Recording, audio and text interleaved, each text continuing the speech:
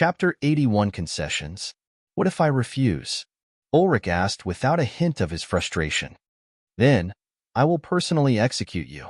I suppose you know that your toy isn't enough for you to challenge me, right? The indifference with which Amalia said those words further startled the onlookers. Witnessing this scene, Conrad felt something amiss. Either the dowager was a heartless, callous woman that put her own benefit above everything else, or there was terrible enmity between mother and son. Perhaps a bit of both? Mother, do you think I don't have anyone capable of suppressing you?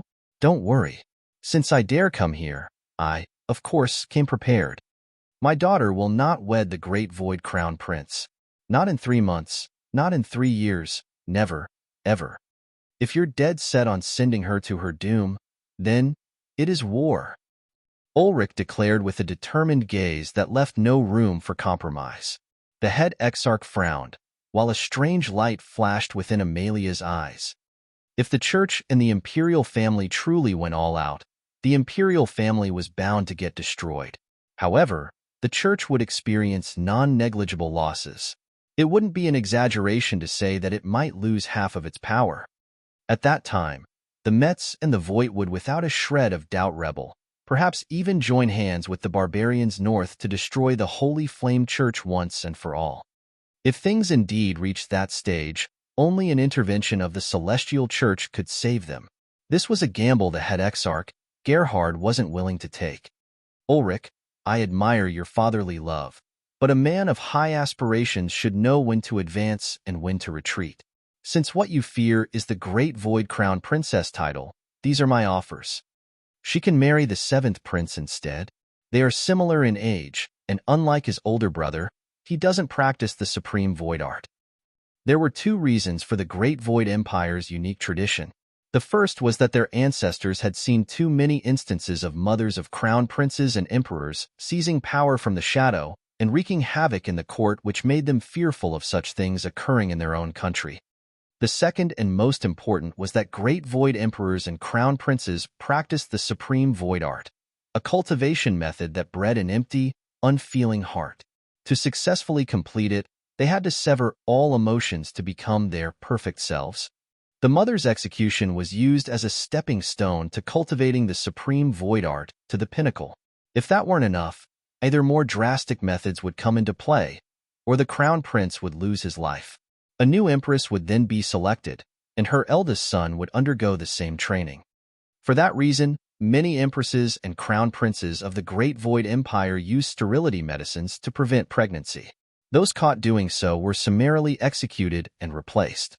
All this made the Great Void Imperial family a terrible place to live in, where emperors and crown princes were dreaded like the plague by every single one of their relatives. Your other option is the prosperous Wind Empire's 3rd prince. Coincidentally, he also ranks 3rd on the list and is of high priority. Mild and peaceful, the prosperous Wind Imperial family was without a shred of doubt the warmest imperial family on the globe. As for their 3rd prince, although he was already more than 300 years old, he was well known for his tolerance and gentle heart. If Ulrich had to pick a son-in-law for his cherished jewel, it would definitely be him. However, once she left for the prosperous Wind Empire, he would never see her again. The thought that across the centuries to come he would never see his daughter smile again was simply unbearable. Still, it was the best option and a concession he was willing to make. For now at least. Very well. Then in 3 months, we will escort her to the prosperous Wind Empire. No need. Knowing him, the 3rd prince will come to fetch her personally. With that settled, how do you plan to pay for the damages sustained today? Heinrich deserved to be damned. As for the rest, feel free to send the bill. I will not be stingy. Ulrich didn't mind letting them squeeze some benefits to let the matter end as it was. In any case, this was only a temporary arrangement. Whether each side would hold up to it was still unknown. All the saints then vanished from the scene, leaving only the dumbstruck folks that remained. As for the competition, they'd all put it out of their minds. Your beatitude, why didn't you execute, or at the very least capture him? Asked one of the charred high exarchs toward Gerhard. Several reasons. Firstly, there is still one hidden expert within the imperial family who can contend with me. Although he's been hiding for thousands of years, the day we threaten their very existence, he will emerge. Secondly, we must investigate how Ulrich managed to destroy the lock and why his cultivation has been improving at such breakneck speed. And lastly, while Amalia seemed to be on our side, what she will really do when push comes to shoves is still a matter of debate. When our preparations are sufficient, I will naturally dispose of him. Among the church's high level, Amalia's loathing of Ulrich was well known. However, at the end of the day, regardless of what he did in the past, he was still her son. Therefore, Gerhard didn't believe that at the critical juncture, she would choose them over him. Following the saint's departure, a strange silence reigned on the scene. A new bishop soon came in to handle the situation. Elmar gave Holger a mental message, after which Holger stepped toward the new bishop and loudly declared, "I concede." Without another word, he walked back to Elmar's side, and the three von Jürgen siblings vanished from the scene, leaving only Conrad and the new bishop on the platform. The two eyed one another for a moment before the bishop shrugged and stepped toward him. "Well, I guess you're the winner. Congratulations, this century's holy flame baptism quota belongs to you." At the same time, he sent Conrad a mental message. "However, I would advise you to forget about using it and surrender it back to us. Do so, and the exarchs promised that you could directly join the church as one of their apprentices and receive vigorous training. We know you don't plan to use it for yourself, so why waste it? We will also not let you give it up in vain. You will obtain massive cultivation resources and wealth in exchange." Perhaps to others, the prospect of becoming a saint's disciple held irresistible appeal, but to Conrad, it was of no interest. "Thanks, but I decline." The bishop's eyes grew cold, but with the recent events, he knew he'd have to restrain himself, lest others use the opportunity to impeach him. Today, even a saint had lost his life. This wasn't worth gambling his for. As you wish. Chapter 82 Escape. Just like that, it's over. How could it not be over? The new bishop had announced the end of the competition and proclaimed Conrad the victor, thus giving House Crack the holy flame baptism quota and causing some of the spectators to feel a sense of loss for not getting to see the last battle. Although the confrontation between saints was awe-inspiring, it was by far too dangerous for the likes of them to enjoy. With a single mistake, the entire city could be razed. Such battles only produced fear and no appreciation. Compared to them, the competition between the younger generation was much more appealing. The 12 dukes exchanged glances that shared the same confusion. His Majesty made another breakthrough. Cultivation becomes harsher in the later stages. The higher your realm, the more difficulties you experience in making progress. So why is that his speed has only been increasing since he reached sainthood? Of the 12 dukes, the majority were either of Ulrich's generation or from the one preceding him. Only 2 were younger. Therefore, they had a clear understanding of his life before ascending to the throne. Of the 7 princes of the previous generation, Ulrich ranked 3rd and was far from being the most outstanding. Compared to other families, he was, of course, an exceptional talent, but when compared to his 2 elder brothers, he fell far short. However, in a shocking bloodstorm, he took the crown as the first semi-saint emperor in history, and since then, his cultivation had been improving by leaps and bounds. If someone said there wasn't trickery involved, they wouldn't believe it. Conrad returned to the cracked kinsman's side to prepare for the upcoming baptism. According to the church officials, the baptism would take place on the following day. However, Conrad still felt that precautions were necessary to avoid getting taken by surprise. After all, the church may not be willing to force them in public, but what they would do in the shadows was totally unknown, especially now that they'd lost an exarch and most likely needed to promote a new talent. As they returned to their chambers, he kept Zamira, Daphne, Ileana, and even Wolf by his side, then laid bare his concerns. Life is more important than glory. If they already threatened you, why didn't you just give it up? Ileana yelled at Conrad. Her concerns weren't without merit. Although the Holy Emperor could challenge the church, that was because his own cultivation was terrifying. while he also wielded the Holy Flame Seal and the imperial family's forces.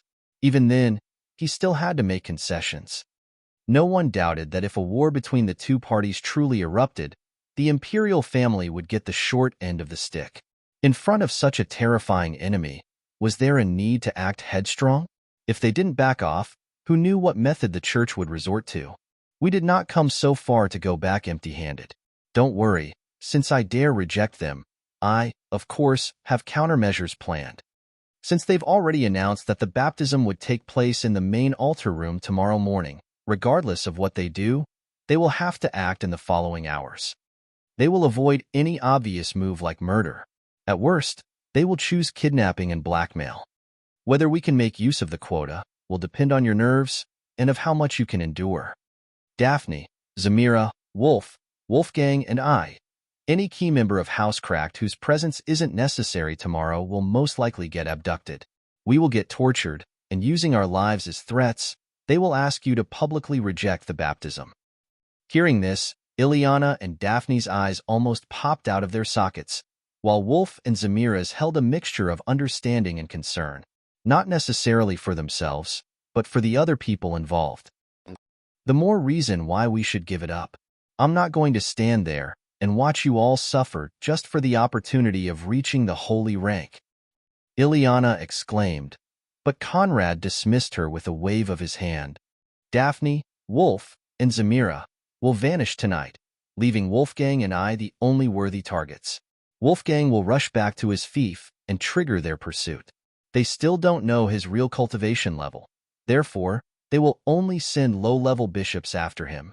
With his third step semi-saint cultivation in half a day, he should be able to rush back to his fief.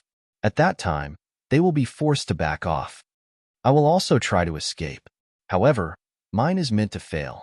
When they capture me and bring me back to the church, you will receive an ultimatum, asking you to publicly renounce your quota for the opportunity to join the church as a priestess. You must not flinch. Because of all the eyes staring at the baptism, and the imperial court looking for opportunities to cause trouble, they won't dare touch you. The best way for you to help me is to not waver. Ileana vigorously shook her head. This is not worth it. Why be so stubborn? I will go reject it now. I forbid it. Conrad calm, but authoritative order nailed Ileana onto the ground. I didn't come here to get bullied into submission by a bunch of men and women in cassocks. Succumbing to coercion is something I don't know how to do. If they dare touch me, I naturally have my ways to make them pay a bitter price. The domineering force echoing from his words forced the four to let go of their apprehension. His stern face then softened, and he adopted a gentle tone. Don't worry, I'm not masochistic. I have my ways. Also, since you're my woman, I naturally must make plans for you. Ileana drew in a deep breath, dispelling the apprehension within her heart and reassuming a firm, unyielding stance. Very well, let's defend this quota.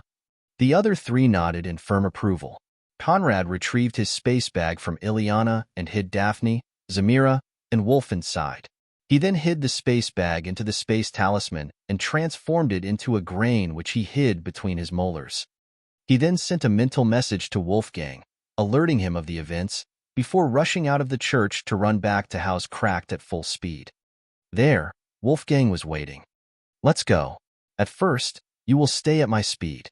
When they give chase, you will unleash a large enough part of your third step, semi-holy night cultivation to escape them and leave me behind. Remember, don't kill any one of them. Otherwise, even after the baptism, they will not let you off. Understood, but why are you trying to get captured? It was entirely possible for Wolfgang to carry Conrad to escape alongside him. Conrad knew that very well, but still wanted to get left behind. Therefore, Wolfgang inferred that he genuinely wanted to get captured. To his inquiry, Conrad smiled. Naturally, it's to make them bleed from inside. Wolfgang couldn't understand how the tiny Conrad could deal a blow to the giant church from the inside. However, recalling his demonic origin and extraordinary means, he asked nothing more. And together, they sprinted out of the Holy Flame City. Chapter 83 Captured. He refused. The celestial faction exarch who took over the direction of the events frowned upon hearing the bishop's report. Soon, however, his frown was replaced by a disdainful snort. Then they can't blame us for being ruthless. Receive my order. You will lead a team of 3 bishops and 6 abbots to capture the key members of Housecraft. When their lives hang in the balance, I really want to see how they dare reject submission. The bishop excused himself and, as per the exarch's order, gathered the team to hunt down the cracked kinsmen. One bishop was dispatched to the cracked chambers within the church to arrest Zamira, Wolf, and the rest. However, besides Ileana, only the not-worth-mentioning members of Housecraft remained. Not good. They already escaped. The bishops put Ileana under house arrest, then rushed toward Housecraft, and when they realized that not even Wolfgang remained, they flew out of the Holy Flame City, using their semi-holy sense to track down the runaway pair. Alongside Wolfgang, Conrad was rushing past the outskirts of the Holy Flame City when the pressure released by 3 flying forms assailed their backs. Although the 3 bishops were still miles away, they were catching up at breakneck speed. It wouldn't be long before they put their hands on them. Resistance is futile. You might as well stop struggling. One of them said in a mocking tone. Now, even without Conrad's mental message, Wolfgang was already ready. He increased his speed to a first-step semi-holy knight's limit, soared into the air, and bolted out of sight, leaving Conrad far behind. What? Taken by surprise, the 3 bishops giving chase failed to comprehend why the 9th-step transcendent knight Wolfgang was suddenly exhibiting a cultivation level that seemed slightly above theirs. Damn, we were tricked. Quick, after him. But as 2 of the 3 were about to accelerate and give their all to corner Wolfgang, their team leader stopped and shifted his attention onto Conrad. No need to bother chasing him. At his speed, we may be able to keep him in sight, but we can never catch up to him. If we blindly follow him, by the time he reaches his fief, we will still be at his back. At that time, we're intruding on a landed noble's fief. He can legitimately dispatch his army to face us within his domain and blow things out of proportion. Let's first bring that kid back and report to the exarch. Hopefully, it will be enough to make the cracked girl waver. The semi-saint's pressure crashed on Conrad, immobilizing him on the ground. What is the meaning of this? He roared in a false show of indignity. The 3 bishops eyed him with a mixture of scorn and amusement. Since you refused our goodwill, we can only use strong methods. Did you really think the likes of Housecraft was qualified to enjoy the fruits of the church's labor? For them, although Conrad was an outstanding youth with latent far above theirs, he was, after all, too young with a limited background. Unless they found a towering tree to rely on, such talents were usually short-lived. Therefore, they didn't have much hope for him. If you never intended to let others have it, why organize a competition for it? The 100 Years competition is the will of the Celestial Church. We can't resist it. However, that doesn't mean we can't play with it. Besides the imperial family and the 3 sovereign princes' houses, very few ever managed to snatch a quota from us. You won't be one of them. Inwardly, Conrad sneered. Afterward, they packed him in a space treasure and returned to the church. They then tossed him into a dungeon where an empty cell had been prepared for him. Soon afterward, several priestesses came in to prepare him for display. Ileana's door was currently guarded by 2 church knights to prevent her from escaping. As if overtaken by worries, she paced back and forth, alone within her room. The door then sprang open, revealing the form of a stunning bishopess whose condescending gaze didn't conceal her sense of superiority. "Come with me," she ordered. Then, as if certain that Ileana could only obey, she turned heels and walked out. Though appearing hesitant, Ileana still followed her, and as they crossed the church halls, she asked in a trembling voice, "Where are you taking me?" To which the bishopess answered, "You'll know when you're there." They went down 1 level, reaching the underground where the church held its prisoners. The bishopess then led Ileana to the torture chambers where several individuals were currently receiving great care. One man was trapped within a brazen bull and getting slowly roasted to death, while another was tied on a large chair whose every corner were filled with spikes.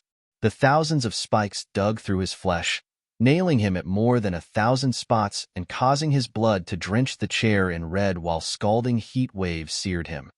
Many others were suffering just as terrible fates, and their soul-rending howls filled the room. Seeing the ghastly spectacle, Ileana teetered, almost falling on her rear. Her eyes then fell on Conrad, who was currently hung upside down with two young women standing by his side, each holding the other end of a saw. Instinctively, she tried to rush toward his side, but was held and pushed back by the bishopess. There is a saying that the most terrifying women of the empire gather within the church. That is because we're in charge of the Inquisition department.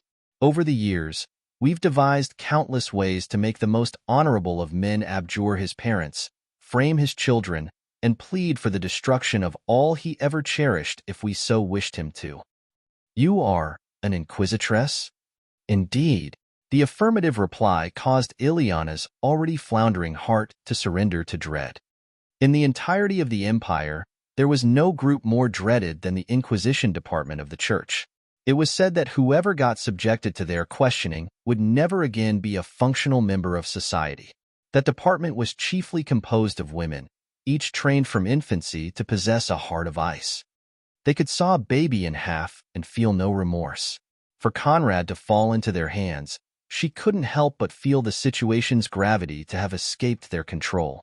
However, when she recalled what kind of demon Conrad was, a wave of understanding spread within her mind. Still, with all the variable involved, this was no different from gambling with the devil. Chapter 84 Callous Inquisitress. Ileana's face shone with fear, causing the Inquisitress' lips to curl into a smile. Turned upside down with his blood flowing to his head, Conrad observed the scene in silence. The chain suppressed his cultivation but didn't affect his bloodline abilities. Therefore, the situation didn't impact his plans. As long as Ileana played along, the church would soon feed his purse and growing army. However, he could feel her rising hesitation threatening to foil the plan. What is the meaning of this? Just because you can't get us to surrender the quota, you want to torture my close ones to force me to concede? She roared, but her indignation didn't even cause a ripple in the Inquisitress' face. Indeed, the straightforward answer took Ileana aback. Don't look at me like that. At this point, do you really think there is a need for us to put up an act? Let me clearly tell you that you only have two roads ahead of you. First, tomorrow, under the gaze of the public, you will profess your love for the divine Flame Lord and surrender the quota in exchange for the chance to join the church as a priestess. Overwhelmed by your zeal, we will agree and welcome you into our fold. You will instead receive a semi-holy baptism and get vigorously trained. Second, you refuse, accept the baptism, and let this boy become a lab rat for my new torture devices. By the way, although your father tricked us and managed to return to his fief, a master of the assassination department has already been dispatched and can at any time bring back his head. Therefore, I hope you can make a sensible decision.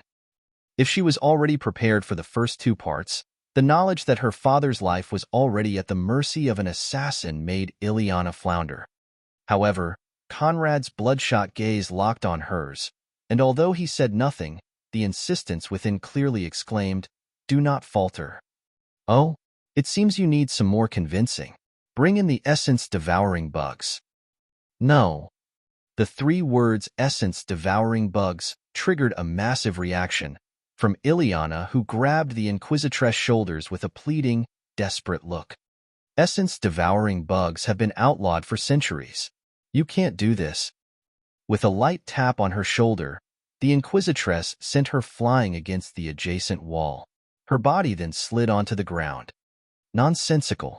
What the church can and cannot do is not yours to decide. Are you retarded? Kidnapping and blackmail are also forbidden, right?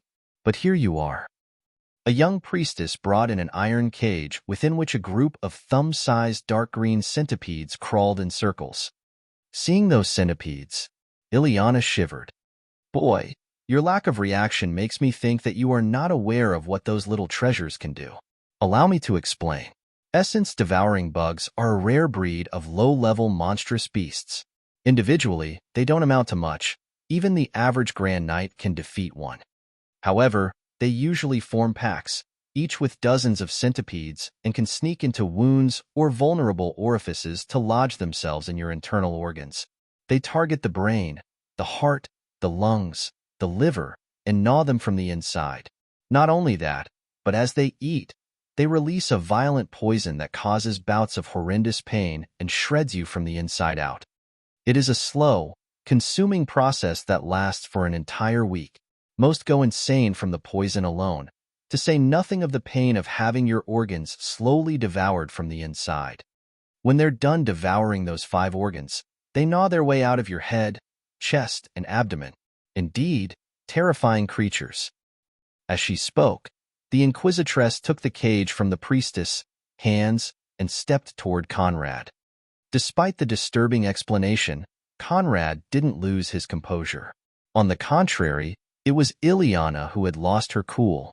Once they were installed within the organs, removing essence-devouring bugs without harming the host was nigh impossible, and at least required the help of an experienced semi-saint.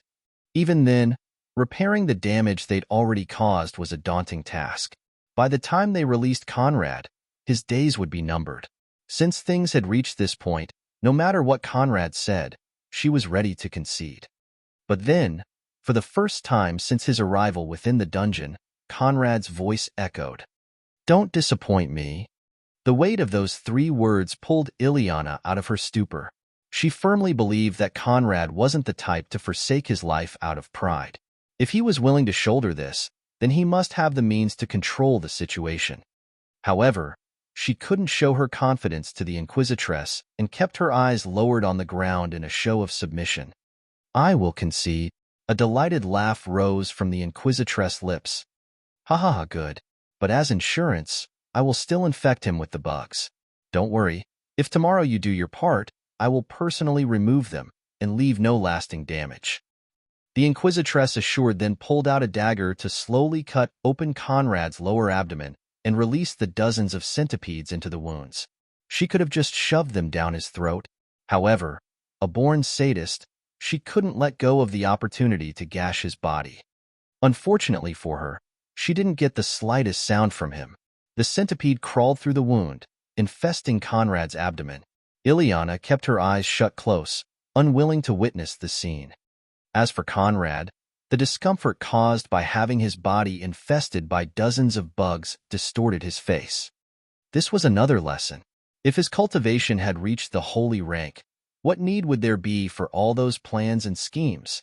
What need would there be to endure this kind of treatment? He could just flatten the church and be done with it. Within him, his growing demonic hunger for power reached new heights, suppressing some of the feeble human scruples that remained. His transcendent level Stola's beast physique kicked into gear, and from within, spread a poison that locked the centipedes within his abdomen and slowly eroded them. Naturally, the self-satisfied Inquisitress had no knowledge of this. "I want to go back." "Of course, you should prepare for tomorrow. Don't worry, I will take good care of your friend." With that said, she dispatched 2 priestesses to bring the shaken Ileana back to her room and remained standing before Conrad, with the 2 silent holding girls still by his side. "You are truly muddled-headed. How many people get rejected every day, trying to join the church? But you not only received that opportunity, but could have also become an exarch's disciple. Yet, you chose to cling on to meat too large for your throat? TSS, TSS, TSS, you can only blame your arrogance. I hate conceited boys like you the most," she declared while digging her nails through Conrad's wound. His body regeneration ability had already kicked into gear, closing the wound around her finger. Seeing this, she beamed. "Impressive. I've rarely seen such an astounding regeneration ability. Good, very good. You and I will have a lot of fun." "You're taking the words from my mouth." Chapter 85 Revenge is a dish best served with mind-boggling rods and pheromones Part 1. Conrad's reply didn't sit well with the Inquisitress. "It seems that you still aren't aware of the gravity of the situation. It's all right, I don't need much time to take you down a peg. Girls, untie him." The immobile saw-holding girls didn't understand why Conrad was trying to provoke the one holding his fate within her hand. Was he that eager to meet his ancestors? Naturally, they felt no pity for him, and as instructed by the Inquisitress, set the saw aside to remove Conrad's biddings, first his hands, then his feet. Being previously tied upside down, Conrad dropped onto the ground with his skull first crashing on concrete before the rest of his body followed. Cuff his hands beneath his back and bring me the pair of anguish? Yes, Inquisitress. One of the two priestesses placed the new biddings while the other stepped toward a shelf and picked up a pear-shaped iron tool composed of 4 leaves capable of expanding upon pulling the screw at the bottom of the instrument. The priestess presented the instrument to the Inquisitress, who eyed it with unconcealed glee. "Do you know why I'm not having them bind your feet?" she asked while taking hold of the pear and heating its leaves with magical power. Conrad, whose eyes remained glued on the pair of anguish, didn't have the mind to reply. "Because I want you to feel like you can escape. I want to see your struggling legs thrashing to escape my grasp. I want to give you a small opportunity to challenge your fate as you squeal under my pear. Then I shall suppress all your futile attempts and rip you asunder." Ha ha ha. The Inquisitress burst into laughter while pulling on the screw, causing it to expand, then pushing the screw back in to end the demonstration. Having read about the pair of anguish on Earth, Conrad wasn't that surprised by the instrument and knew very well what its purpose was. What surprised him was that so many Earth torture devices were appearing within the Holy Flame Church's dungeons. Were the universe's nutcases all connected by a collective consciousness? The lack of reaction within Conrad's eyes prompted a wave of frustration within the Inquisitress, who didn't understand why he stayed so calm. Although not many were exposed to it, the pair's purpose was clear. Upon seeing it, anyone would know it was meant to go in an orifice. The thought alone usually caused most to shiver. However, Conrad remained unfazed. Even the essence-devouring bugs that should have brought him intense pain and horror didn't seem to affect him much. She was about to have him bent over on a table and aligned for the pair of anguish when his voice finally echoed. "Tell me, what is it that you really want?" Conrad's eyes stared directly into hers, and alongside his voice created a compulsion that, unbeknown to her, brought out her deepest desires. "I want to oppress all the outstanding men of this world, make them grovel at my feet and beg for salvation to fulfill my need for power and domination, while soothing my hatred of the unjust status quo." The words felt natural, however. As soon as she was done saying them, the Inquisitress' eyes widened in disbelief. The priestesses by her side also felt confused, feeling that some of those words should have never escaped her lips. However, they could relate. After all, although outwardly the Church didn't discriminate, it was at its core a patriarchal society with the highest positions usually reserved for men. The reason why the Inquisition fell into the hands of women is that it was considered a dirty job unfit for the Church's true elite. One would never see a paragon or flame spirit serving as an inquisitor. To thrive as an inquisitress, there were only 2 paths: to become cold and unfeeling or to relish in sadism. However, at least the Church granted them opportunities. Outside, it was much worse. In the Holy Continent, even with outstanding cultivation talent, women were often barred from positions of power. The titles they held were directly related to their husbands, and their rights to inherit lands came after every single male heir regardless of seniority. Ultimately, their cultivation only served as ornaments to heighten the husband's prestige. There were few exceptions. Naturally, many of them bore hidden grudges. Still, they would never openly admit it, which made the Inquisitress' words startling. She turned toward the priestesses, daggering them with glowers that shoved all the words on their tongues down their throats, then shifted her attention back onto Conrad. His lips had now curled into a smile, while his deep, piercing gaze violated her mind, and a faint orchid scent spread from his body. Her sadistic desire to dominate men by inflicting atrocious pain upon them was slowly transformed and turned into an aching need to mount Conrad right there, to take his entire length down her pussy and ride him until he exploded within her. Erotic images of the two of them in various positions sprang within her mind in succession, causing her body to shiver, and her inner thighs to rapidly moisten. She wanted to step back, to pull her gaze away from Conrad's, but she couldn't. His eyes nailed her right where she stood and transformed her inner desires into a craving for him.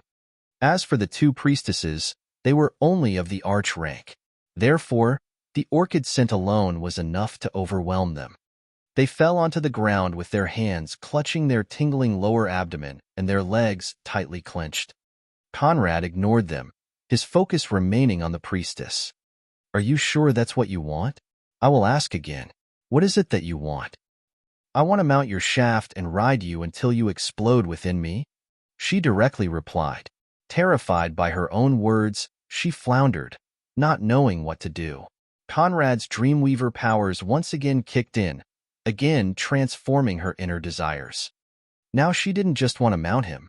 She wanted him to mount her, to oppress and dominate her until she was nothing more than his slave. The thought was getting engraved within her mind, becoming her raison d'etre. All her needs to dominate vanished, and from a haughty, sadistic dominator, she turned into a masochistic hound yearning for pleasure and pain. Now, tell me one last time. What is it that you want? Tell me your deepest desire." Conrad's irresistible voice echoed within her mind, consuming her whole. To this stage, she still had no understanding of what had been done to her. It was almost as if her nature had changed from a moment to another without any apparent reason. "I want you to humiliate, oppress, degrade me until I'm nothing more than a toy to sate your lust." "Well said," Conrad chortled. With his Dreamweaver bloodline level, women beneath the mid-stage, semi-holy rank could no longer resist him. Seamlessly rewiring them was simplicity itself. He stood up, his eyes still locked on the Inquisitress and oppressing her with profane thoughts. "I can't do that with my hands tied, can I? So what should you do now?" Within the Inquisitress' mind, Conrad's words made perfect sense. It was illogical to have him tied if he was meant to dominate her. Was it not? "I must untie you," she declared, then with a wave of her hands, shattered Conrad's cuffs. "Good girl." Chapter 86 Revenge is a dish best served with mind-boggling rods and pheromones Part 2. Nonchalantly, Conrad stood up, stretching his arms and neck while heaving a contented sigh. He then returned his attention onto the Inquisitress whose yearning eyes were still locked on him. Smack. Aya! The blow came out of nowhere. One moment Conrad was still giving the Inquisitress a gentle smile, the next he was giving her a violent slap across the right cheek. Taken by surprise and thrown off balance, she was about to fall onto the ground when he pulled her by the collar and brought her close toward him for another resounding smack across the other cheek. This time, he let her drop onto the ground. The Inquisitress looked at him with a strange gaze where a mixture of pleasure and pain intermingled. Odd, getting slapped by him felt so natural, so good, yet so painful at the same time. She offered no resistance, feeling that there was no meaning to it. "You know, I really don't like harming women. Even when they wrong me, I rather just fuck them. The sight of an injured beauty truly hurts my soul, for it is such a waste. Especially the face, so heartbreaking."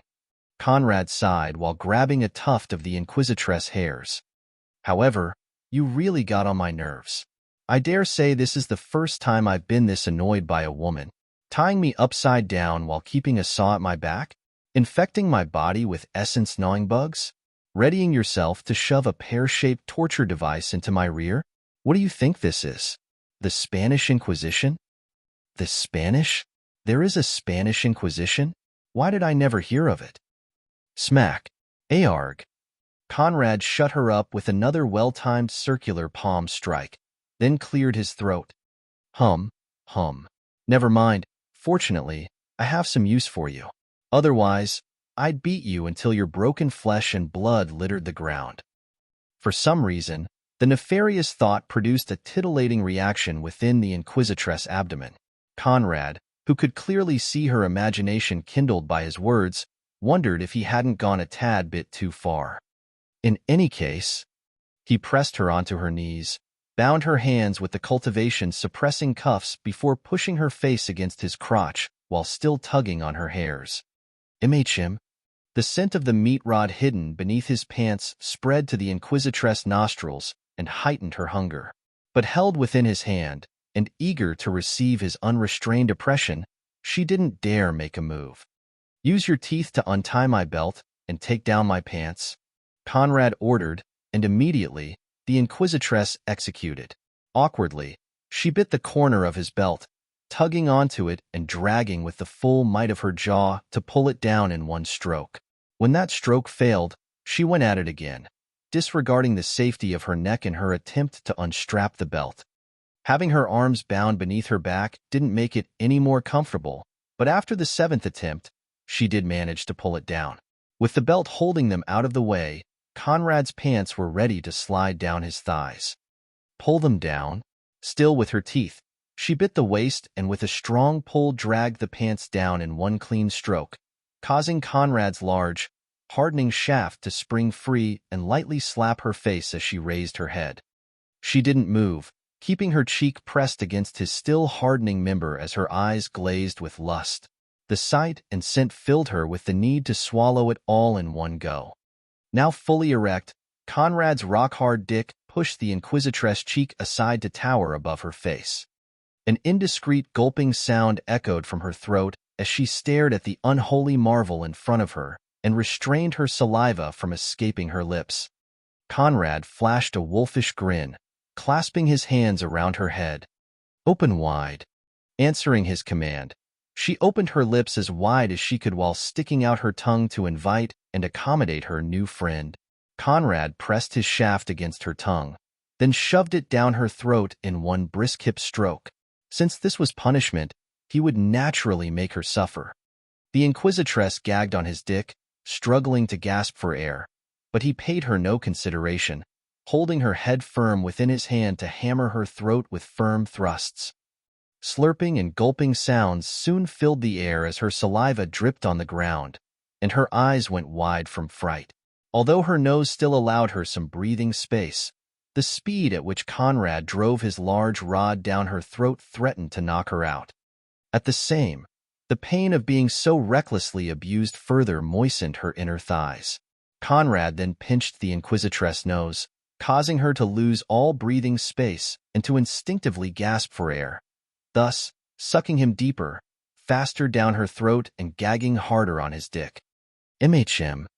His pace shot up, her eyes rolled back, her hands wrestled against her cuffs while his ball slapped her chin, and his rod ravaged her throat.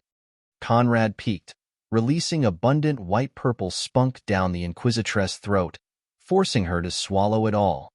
At the same time, her pussy had turned into a broken dam from which water freely gushed, soaking her garments as she came from the abuse and passed out on the ground. However, before she could lose consciousness, Conrad yanked her hairs, administering another merciless slap to wake her up through pain. "Who said you were allowed to pass out? We're only getting started." He turned toward the shelf from which the priestess had taken the pear of anguish and found a leather whip perfectly suitable for the next stage. Stretching the leather whip, he walked toward her back, and without warning, cracked it on her back. "Arg!" The Inquisitress groaned in both pleasure and pain as the whip left a clear red mark on her back. "I really can't understand people that delight in getting abused. But then again, I guess I'm to blame." The Stola's poison had finished consuming the centipedes within Conrad's abdomen, turning them into nothingness. Conrad then tossed the whip on the side, and with his now free hands, shredded the Inquisitress's clothes to reveal her naked body. "I want to hear you squeal, not of pain, but of delight. To hear your moans screaming how you surrender yourself to me, body and soul to become my willing toy. That is true pleasure." Conrad took a moment to appreciate the Inquisitress' beauty. With long sky-blue hairs falling below a slender waist, a pair of feline golden eyes shining with appeal, and an alluring hourglass figure that left no room for nitpicking, she was without a shred of doubt a riveting beauty. However, even with the natural charm created by her semi-saint cultivation, she was definitely a step below the Empress. As the Inquisitress turned to face him, her previously condescending pair of eyes now stared into his with fear, deference, and submission while still begging him to take her hard and fast. On all four. It was coming, she knew it, and unable to hide the excitation within her eyes, she once again turned her back toward Conrad and lowered her chest to the ground while lifting up her plump rear and wiggling it at Conrad's face. Smack. Ah. He smacked her left but cheek hard, leaving a red handprint onto it. Her ass giggled, and her already dripping wet folds soaked the ground. Conrad fell onto his knees, aligned his hardened rod with the Inquisitress entrance, and shoved it all the way to the hilt. Ooh! She groaned as her hymen broke and her tight pussy clenched his rod like a narrow glove, and when another slap struck her rear, she held him in even tighter. I expected at least an archbishop or two to have their way with you. How is it possible that you're still unspoiled? The high-level male priests disdain my twisted personality. They prefer claiming those outwardly cold and unfeeling young priestesses and abbesses. Also, I'm half human. Good for me. Conrad said nothing more, activating his 100 flowers scripture while slowly dragging his dick down her walls and pulling close to the entrance before slamming it all the way back in and sending tremors throughout her body. With her large breasts pressed on the ground and her hands cuffed beneath her back, the position was relatively painful and profoundly humiliating. The feeling of getting debased to this extent made her drool. With one hand pulling on her hairs and the other holding her waist, Conrad pounded his lust and rage into her, hammering her with reckless abandon until the sound of her groans and his body slamming against hers rivaled that of the prisoner getting roasted to death within the brazen bull. The two priestesses who'd long since lost their minds to lust and shoved their hands into their pussies crawled toward Conrad to rob him from the Inquisitress with kisses and caresses. However, it was to no avail. He gave her his undivided attention, plowing that gripping field of hers until her mind fell to the mind-boggling orgasms. His rod trembled, announcing its release, and he unleashed large streams of demonic spunk within her. This time, the cultivation was centered on him, and using the system, Conrad split the gains between his martial and spiritual paths, going from the second to the sixth-step archknight and priest ranks.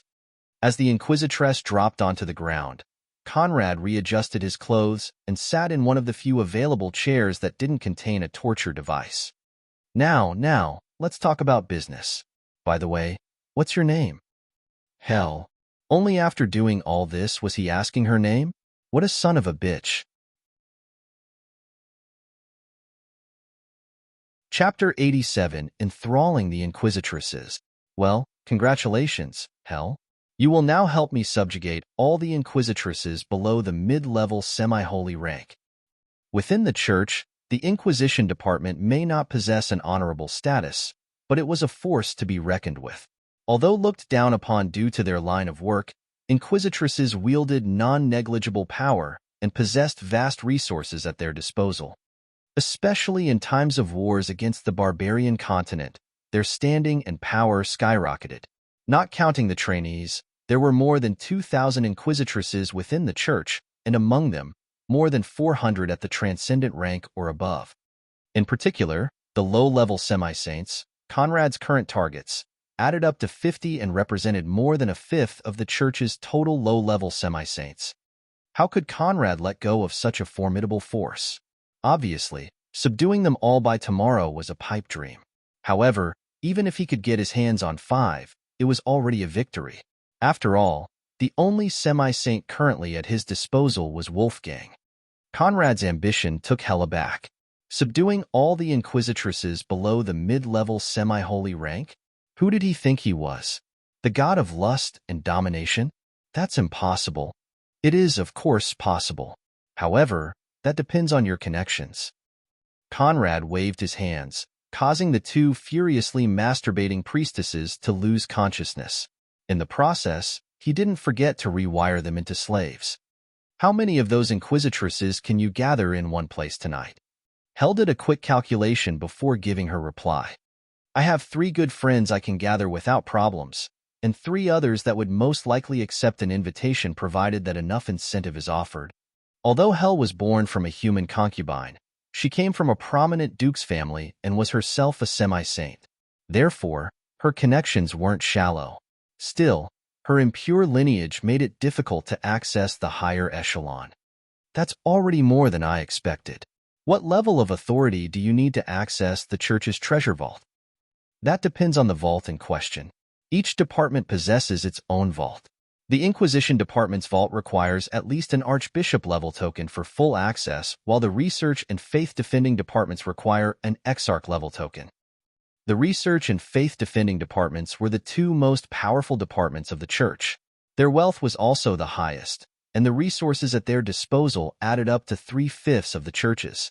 Meanwhile, the Inquisition's only added up to 1/5. Still, the loss of that 1/5 was enough to make the Church bleed. Use whatever excuse and incentive you need to gather those 6 inquisitresses in your quarters, and I will take care of the rest. As you wish. Conrad used the invisibility skill he'd gained from the system to fade from the scene. Although in that form he couldn't use the tiniest bit of spiritual power, even saints couldn't track him down. Moreover, his bloodline abilities were still available. Following his order, Hel sent mental messages to the 6 inquisitresses, asking them to meet within her chambers to discuss an urgent matter regarding the cracked case. And after offering some benefit to those reluctant to leave their duties, she left for her chambers alongside Conrad, who remained invisible at her side. The 6 inquisitresses soon gathered within Hel's chambers. Instead of chambers, it was more appropriate to call it a wing, for she possessed both a greeting hall to meet the guests and several rooms for her servants, as well as abundant space for various activities. As the 6 were welcomed in by Hel's servants, they directly moved toward their assigned seats and comfortably sat within. Hel said she was worried about the cracked girl's submission and was having difficulties breaking the cracked boy.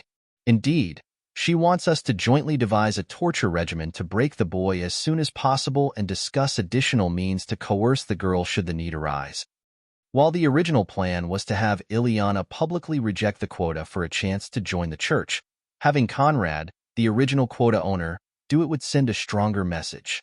However, the church's high level inferred that Ileana would be easier to break. I think our superiors are being overcautious. Why not directly use torture on the girl? We can use methods that leave no external damage to make sure no question arises. Sometimes it is by targeting the loved ones that you obtain the fastest confession. According to her profile, that girl pays enormous attention to kinship. If she didn't, she wouldn't have spent the last decade trying to muster the resources for her cousin's cure. I believe this approach is the best. Don't forget that her father is also under threat. You never know, with the once-in-a-lifetime opportunity to reach sainthood, who is to say she won't change her priorities? I say we jointly torture the 2 of them to maximize our chances. After all, should they not surrender to coercion, we would be at our wits' ends.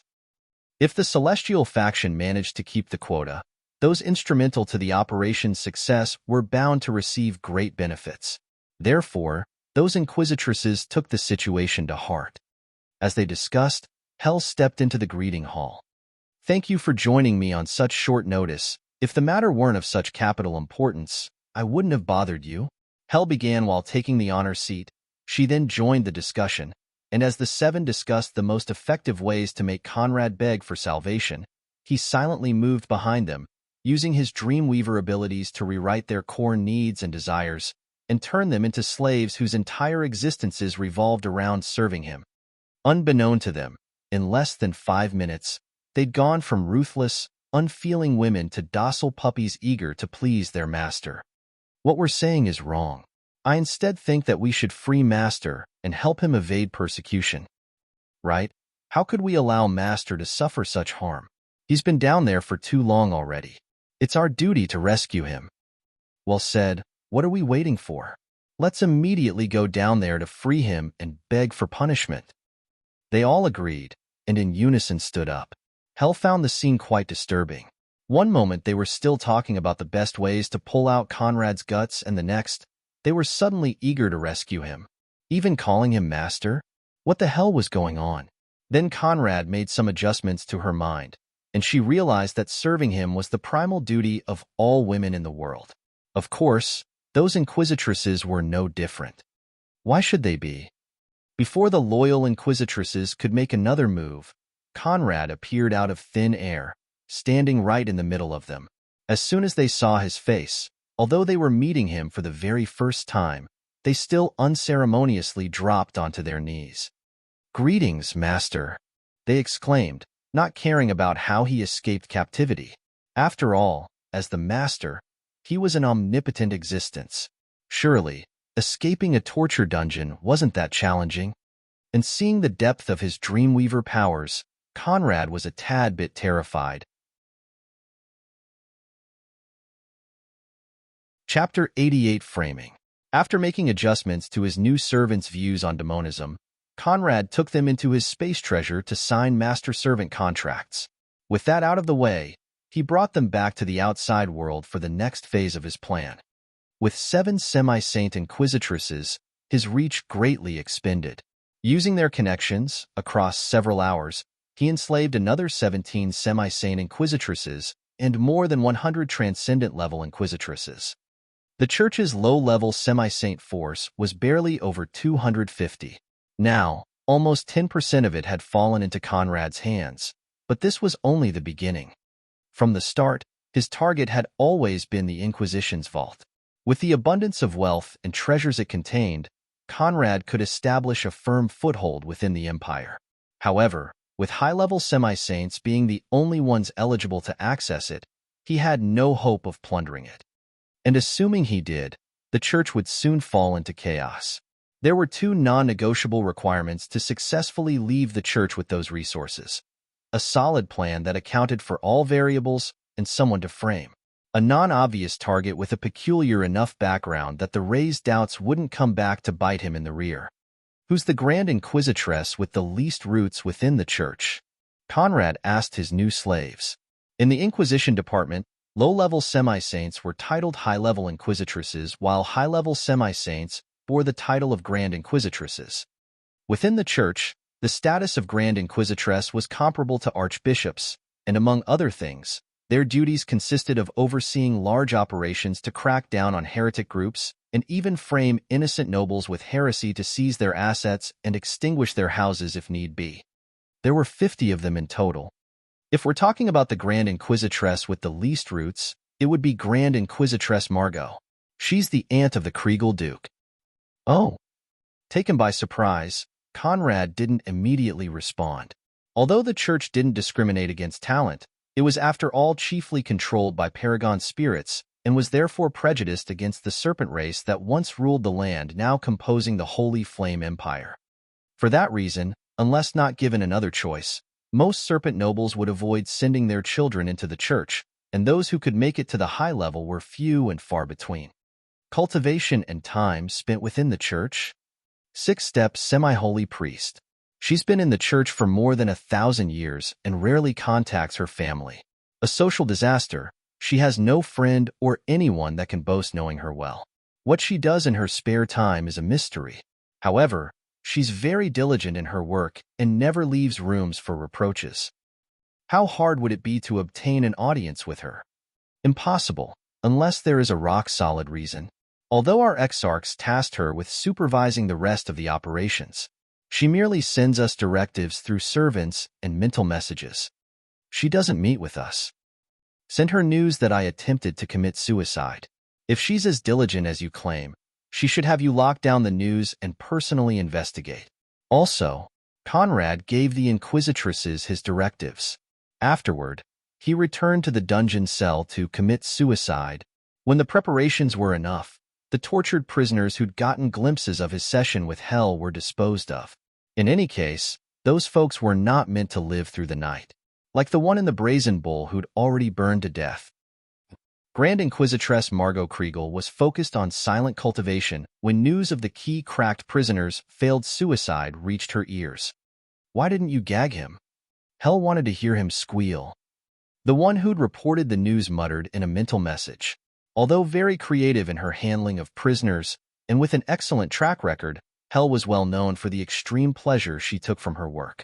This outcome was within reason. I expect you already handled the tongue loss? We've stopped the bleeding. However, The essence-devouring bugs are sapping his vitality and giving us trouble in handling the aftermath. Very well, prevent the news from spreading. I will personally deal with those. Disposing of essence-devouring bugs without fatally harming the subject was of extreme difficulty and required at least an experienced semi-saint. Hell's previous claim that she could handle it was a blatant lie. Margot stood up and in a flash crossed the distance toward the dungeon where two High Inquisitresses were currently surrounding a nervous Hell who stood before Conrad's unconscious body.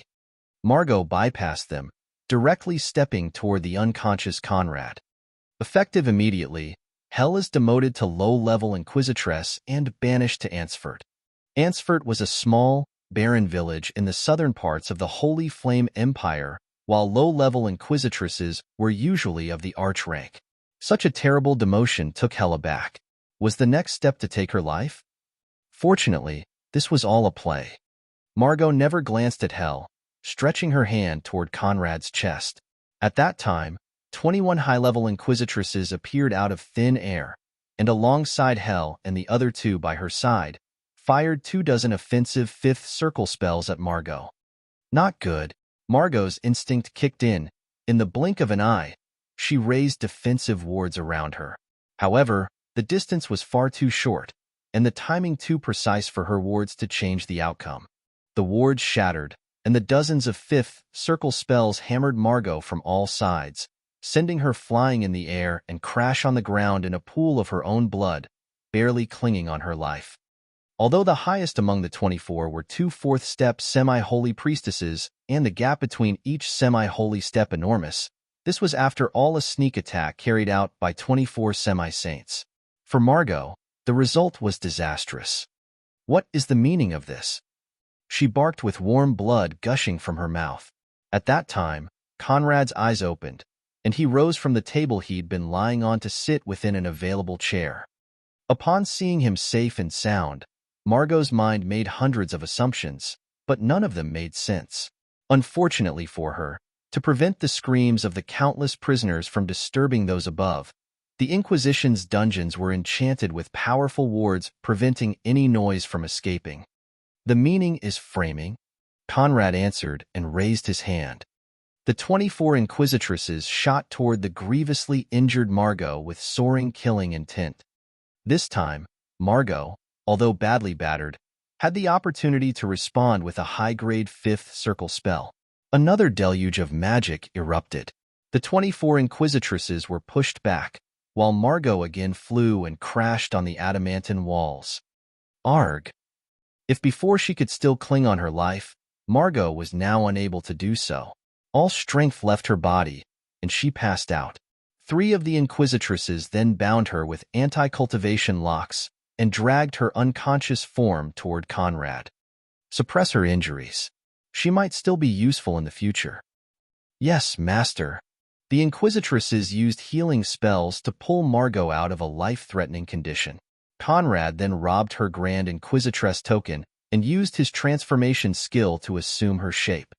Resume your activities, Conrad ordered before taking Margot into his space treasure. As for the Inquisitresses, they'd all been contracted. Therefore, he could summon them at any time. Chapter 89, Plundering the Inquisition's Vault. With the foundation laid down, it was time for Conrad to carry out his plan.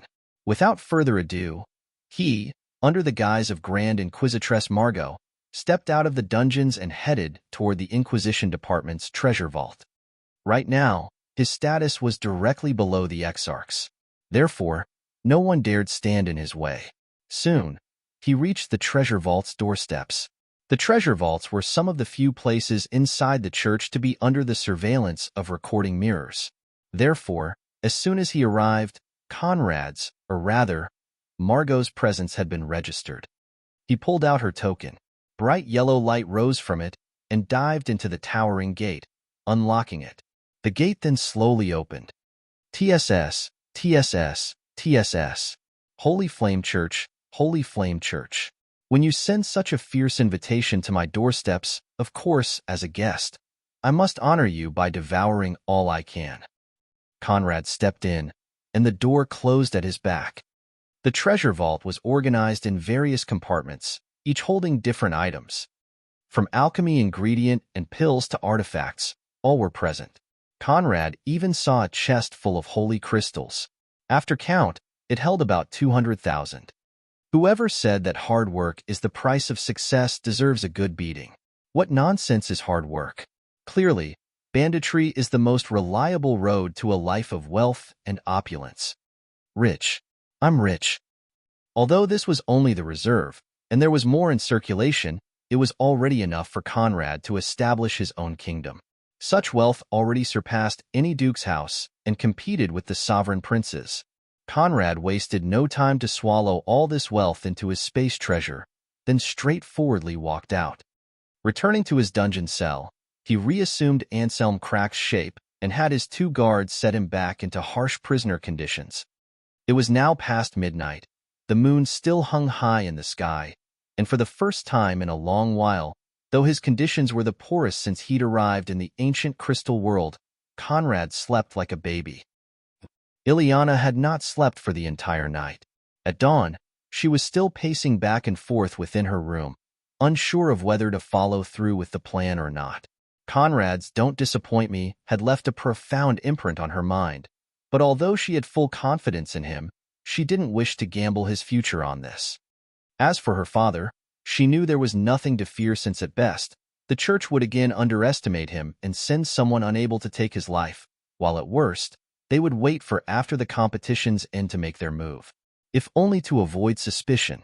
Even then, besides venting petty anger, there was nothing to gain from killing him. What to do?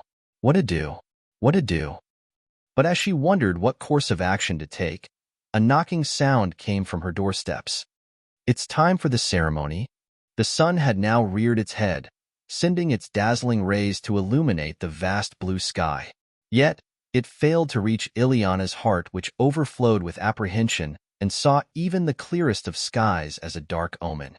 Because she professed her desire to surrender the quota, the church officials didn't bother teaching her about the various stages of the ceremony. Of course, it was relatively simple. As long as she could walk straight and speak clearly, all would flow nicely. It was now time to make her choice. To obey Conrad's will and risk all their necks, or submit to a greater force, and not only lose the hard-earned quota, but also all modicum of respect he held for her. To say nothing of him, though they might not have made a different choice, those children of nobility would once again use the opportunity to jeer, blaming her lack of courage on her human lineage and shaming her house as wantonly as possible. She pulled in a deep breath, recalling Conrad's previous words. I didn't come here to get bullied into submission by a bunch of men and women in cassocks. Succumbing to coercion is something I don't know how to do. If they dare touch me, I naturally have my ways to make them pay a bitter price. Since she'd promised him to defend the quota, then it was time for her to do her part. Taking another breath, Ileana dispelled the negativity within her mind, calmed her anxious eyes, and with a gaze full of resolve, stepped out of her chambers. Outside, 2 priestesses awaited, and without a word, they escorted her down the hall, heading toward the altar room where the ceremony would be conducted. As they moved down the hall, a woman dressed in abbess-level cassocks went past them and furtively sent Ileana a mental message. The situation is under control. Master asked me to tell you that you don't have to worry about anything. If Ileana still held a bit of apprehension, then with that confirmation, all vanished into nothingness. Relaxed, she confidently stepped toward the altar room. Inside, hundreds of individuals were currently seated. From counts to dukes, all belonged to the high nobility and were eager to see the birth of a fledgling saint. Most didn't come empty-handed, bringing with them many congratulatory gifts they would present after the baptism to build connections while they still could. Ileana's gaze swept past them, people eager to seek connections in the sunny days and prompt to distance themselves when dark clouds gathered were the type she despised the most. The seats were cut at the middle by a massive alleyway draped in gold. At the end of it, Ileana currently stood with the 2 priestesses by her side. She was garbed in an elegant cyan dress matching her mesmerizing, slit emerald eyes, and didn't bother putting on any makeup. After all, with beauty like hers, Such things were both unnecessary and excessive. She held herself straight, with her eyes staring directly at the altar beneath which a tall flame spirit exarch awaited. The altar was surrounded by 4 15-feet tall pedestals, each lighted by bright white flames, and above it floated a pure white orb. White flames swirled around the orb, brightening the room and dazzling those who dared directly stare at it. Ileana cracked, stepped forward. The priestesses remained still, and Ileana began a slow, steady walk toward the altar under the mixed gazes of the nobility and the clergy. She stopped right in front of the bishop, who lifted his hand above her head. Understanding the sign, she fell on her knees. "Are you willing to accept the divine Lord's grace, to receive his purest baptism and be reborn in his holy flames as a pure, immaculate creature to forever serve his glorious will?" Not one of the clergymen and women expected a yes. Now, according to plan, she would refuse on account of not being worthy of such honor and instead beg for the opportunity to join the church as a priestess. And moved by her piety and humility, they would agree. However, "Yes, I am willing." Her next words didn't follow the script. Chapter 90: The Baptism. The flame spirit exarch, who'd been assured that everything would proceed smoothly, felt like he was experiencing some form of human hearing problems. But flame spirits didn't have human ailments. Therefore, he believed a powerful cultivator was playing tricks with his mind and distorting what he heard. Of course, it must be it. Convinced of the accuracy of his judgment, he carried on as if the script remained unchanged. What devotion, what piety! Ileana cracked. "You are a heartwarming example for the faith, a beacon of virtue. In my thousands of years of existence, never have I seen such a humble, graceful human being. Surely the divine Lord will bless you with countless graces. No, he's already blessed you. Oh, to so unpretentiously reject what so many would aspire to with unconcealed greed? Oh, it is my greatest honor to." Confused, Ileana felt like the exarch wasn't hearing her words right, and so repeated stronger, louder, for all to hear. "Your Eminence must not have heard me right. I'm accepting the divine Lord's baptism." The exarch stopped dead in his tracks and lowered his gaze onto the still kneeling Ileana. Either the mighty, hidden cultivator playing tricks on him was truly an unparalleled existence, or he was hearing things right, and the girl was accepting the quota. How could this be? Did she dare?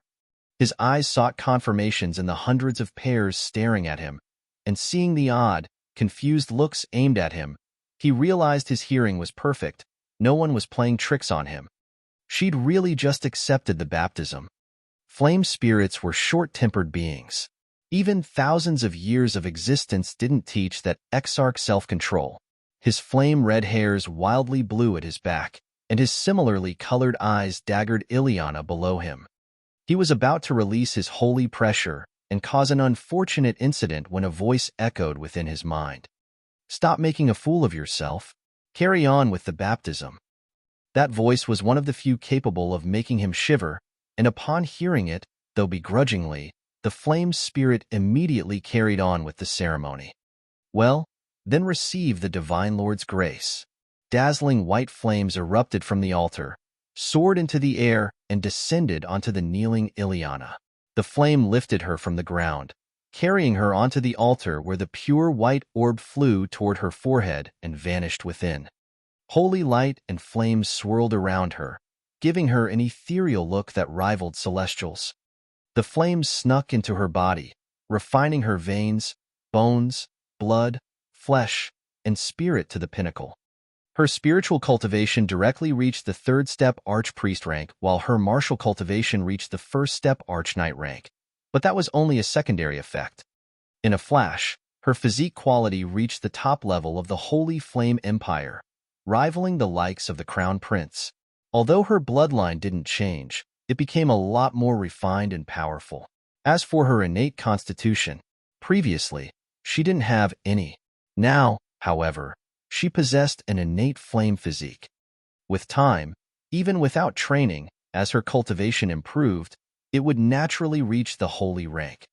Seeing all the benefits that half-human insect received, the Flame Spirit Exarch despaired. Those benefits should belong to his celestial faction. Why did those damnable inquisitresses swindle him? If it weren't because inquisitresses didn't belong to his jurisdiction, he would have already had them exiled to the deepest recesses of the empire. For the first time in his long, dignified life, there was one word he ached to scream with all his might: fuck. The baptism ended, and alongside it, all the supernatural phenomenon surrounding Ileana. The white orb escaped her forehead, going back to floating above the altar while a mild force returned her onto the ground. Thank you, Divine Flame Lord, for your grace. Hearing this, the Exarch wanted to spurt blood, but because his flame spirit body was chiefly composed of fire, he didn't have blood to spurt. So, he just drew in a deep breath and barked. The ceremony is over, and now I must return to prayers. Disperse. And with a sweep of his long sleeve, he stormed out of the altar room, leaving some of the still dumbstruck noble to wonder what was wrong with him. The baptism's end quickly spread throughout the holy flame city, carrying alongside it the news of the birth of a new holy talent. What dog-level intimidators is your department producing that you can't even coerce count-level nobility children into submission? Are you sure you've not been bribed by Housecracked? Is that why your results were this pathetic? Lost to a trivial count. Fuck. Do you even understand the importance of this quota? On the young, it represents a potential saint, but on established peak-level semi-saints, that's an immediate ticket to sainthood. With it, we could have instantly replaced Heinrich's loss. With those damned barbarians showing signs of action, what is the current worth of a saint? Damn Ulrich and damn your useless worms. The flame spirit vented his anger on one of the two exarchs in charge of the Inquisition department. Our people followed the instructions to the letter. If you want to blame something, blame yourself for getting outplayed by the trivial count. You not only failed to gauge his real strength, but provided him with the opportunity to conceal all his close relatives. Now you want to put the blame on us. The argument was getting increasingly more heated. Meanwhile, others were discussing what to do with Conrad. Have the inquisitresses cleanse all his wounds and release him? Just like that? The flame spirit couldn't accept such an end. Due to his lack of cooperation, Conrad was one of the chief culprits of this debacle. If he didn't beat him senseless, he could never vent the hatred within his heart. Of course, just like that. What? Have you not created enough doubts? Must we also answer for the sudden disappearance of the country's new number one talent right after his victory? Or are you that eager to give others the opportunity to cause trouble? This? Two inquisitresses came down Conrad's cell to clean and prepare him for release. Afterward, they led him back up and brought him all the way toward the church's exit, where Ileana had been waiting for hours. As soon as Conrad's eyes laid on her, he activated his origin sight to see the baptism's results. What he saw didn't disappoint him. If she could digest all her gains and build on them, Ileana's battle power wouldn't be inferior to Nil's in human form. It would even be a step above. As for her, as soon as she saw him, Ileana leaped onto his chest, collaring him in a tight embrace. She pressed hard around his neck, as if afraid of again losing him. I can't breathe. Good. Why does a scoundrel like you deserve to breathe? Just die within my arms. As usual, the words didn't match her heart where relief now overflowed. Chapter 91 Soul-Tearing Losses. If you insist. Without warning, Conrad swept Ileana off her feet, carrying her bridal style into the cracked carriage. What are you doing? Didn't you say you wanted me to die in your arms? Good. I'm going to die in your arms, all right? But in my world, that means coming inside you again, and again, and again. You dissolute.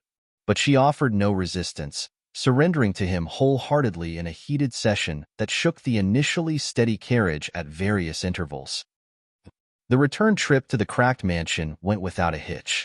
At the doorsteps, the cracked kinsmen currently within the capital awaited in organized lines.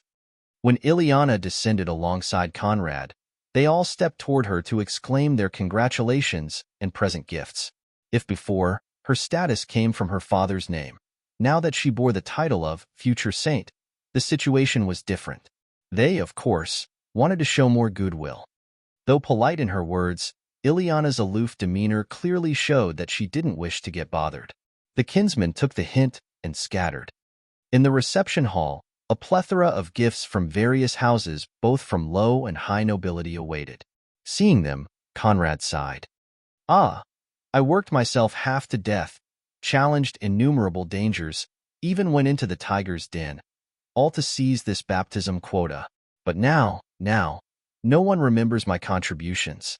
All can only think of the main beneficiary. Ah, fairness, unfairness, the heart of the people. Conrad sighed in an exceedingly dramatic way, as if to complain about the unfairness of the situation. Ileana nodded in approval. This is why we say that men are suckers for beauties. Clearly, even you turned out to be a big sucker. Now the question is, should I abandon you now that I've made full use of you? Ileana asked with false seriousness. Oh, are you sure you've made full use of me? I dare say that I've still many tricks you have yet to taste. Perhaps I should immediately undress you to reaffirm my worth. Yes, wait, no. Like an alarmed fawn, Ileana stepped away from Conrad, backing off to the nearest wall. She was just recovering from the previous session. How could she allow him to wreak havoc so soon afterward? However, it was, of course, to no avail. Before she could take 3 steps, Conrad had already placed her on his shoulder and carried her to the master bedroom for another epic lovemaking session. Meanwhile, in the Holy Flame Church, blame was still being assigned. Regardless of what you say, the Inquisition Department is the main reason of this operation's failure. Since you can't do your job properly, it is only right for us to cut down your fundings. The Flame Spirit Exarch declared in a self-righteous tone. The Exarch was of the Faith Defending Department and had been eyeing the Inquisition's resources for a while. Today, using their failure to obtain Housecrack's submission, he would definitely suck them dry. Knowing fully well what he was after, the Exarch, who served as one of the 2 vice-chief inquisitresses, boiled with rage. Was it not for the other side's deep roots within the church, she would have already let go of all restraints and drawn her sword. However, the situation wasn't in her favor, and they'd indeed failed in their duties. Worse was that they reported false success and inadvertently caused the church to lose face. Don't go too far. I will send you the Grand Inquisitress in charge of the operation to deal with as you see fit. She conceded. However, she'd underestimated the Flame Spirit's appetite. Don't think you can weasel your way out of this one by just cutting off one of your fingers. I want the entire arm. The head Exarch has already given his approval. Knowing that the situation was under control, the Flame Spirit was feeling proud and elated. Who told that bitch to offend him? Always acting in a condescending manner as if she was part of a superior breed. Was she the spirit, or was he the spirit? Impudence. Now that the head Exarch had given him the pass, he would not pull any punch. Hearing this, the vice-chief inquisitress was at a loss. She'd indeed received a warning from her superior that the head Exarch was likely to have them bear all the responsibility. However, she didn't expect him to do it in such an uncouth, humiliating manner by sending that Flame Spirit out of all people.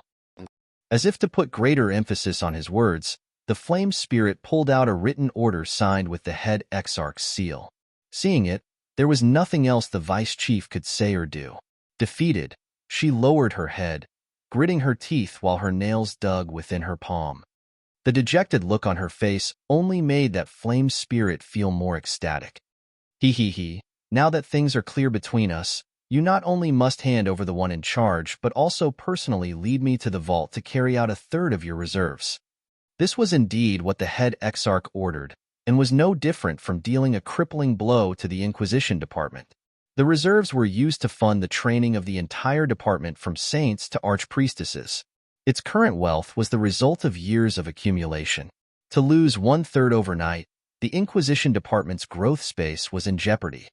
Clearly, the head Exarch was getting worried by the Inquisition's increasing power and wanted to use this opportunity to curb them.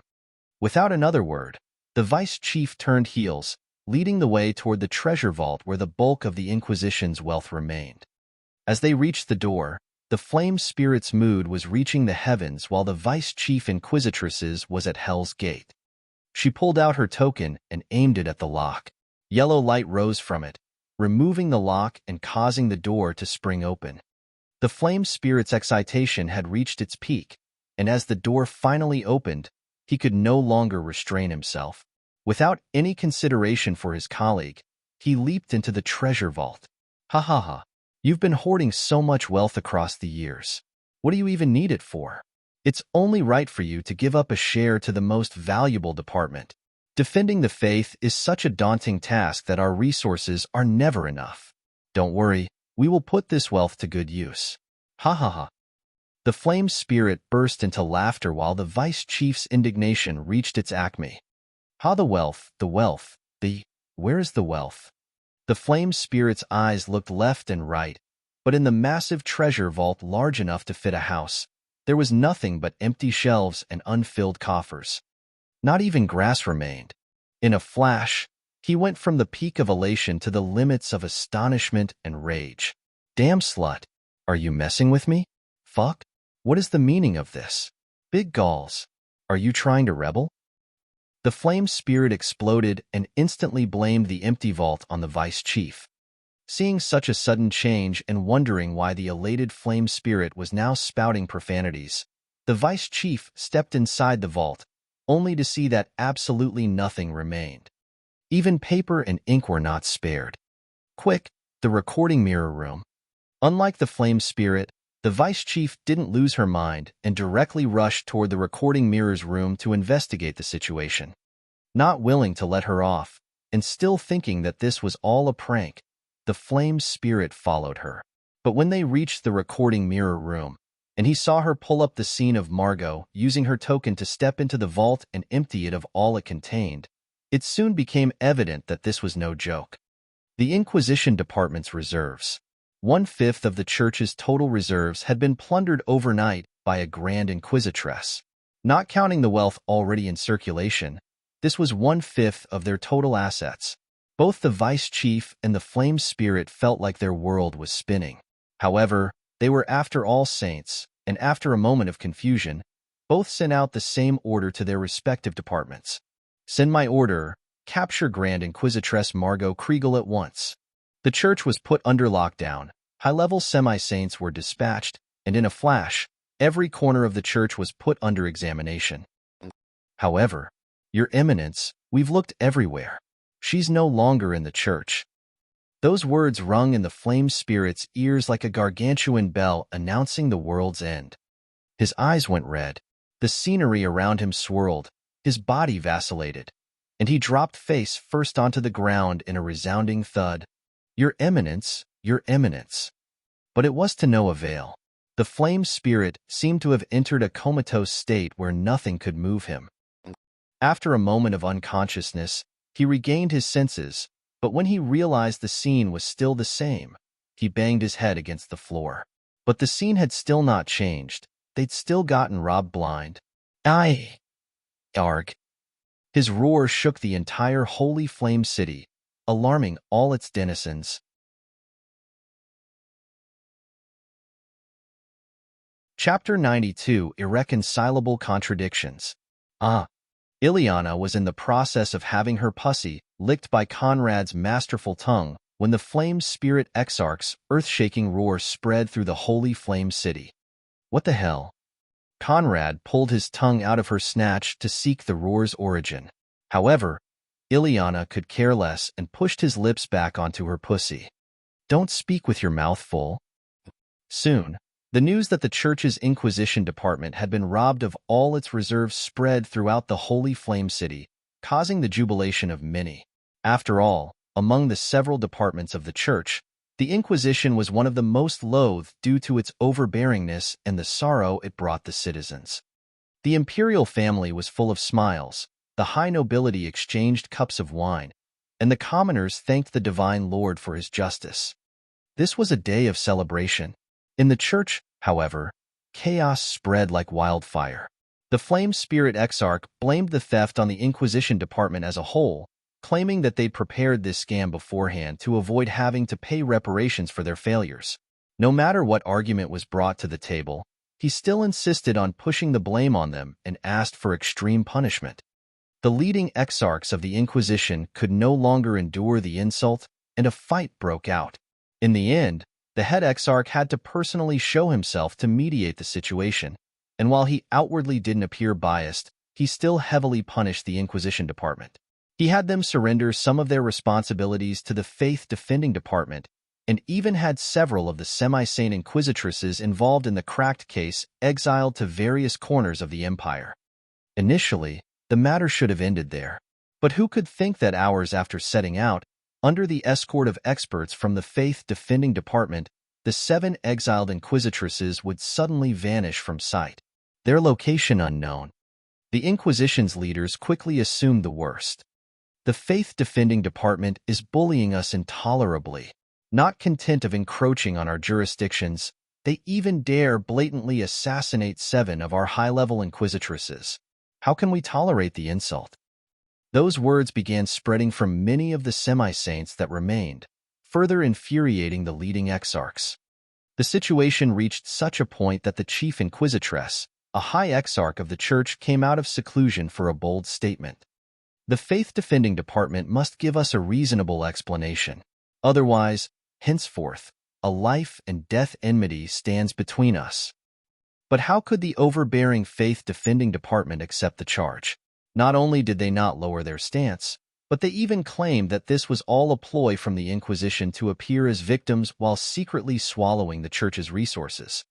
Fights broke out, blood was spilled, and although the head exarch managed to contain the internal war, from that moment onward, there was a clear division within the church. All pretense of unity shattered, and the imperial faction who silently observed this struggled to hide its satisfaction.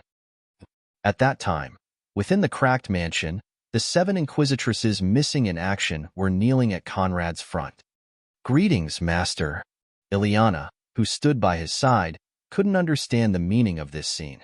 One moment she was still cuddling with Conrad, the next, he waved his hand, and the 7 high-level inquisitresses appeared in front of them. Out of nowhere, 7 semi-saints were kneeling before them. How could she conceal her astonishment? Her wide eyes went between the kneeling Hel and Conrad, whose lips now flashed a wolfish grin. "You've done well. Rise." Naturally, the sudden disappearance of the 7 inquisitresses was Conrad's doing.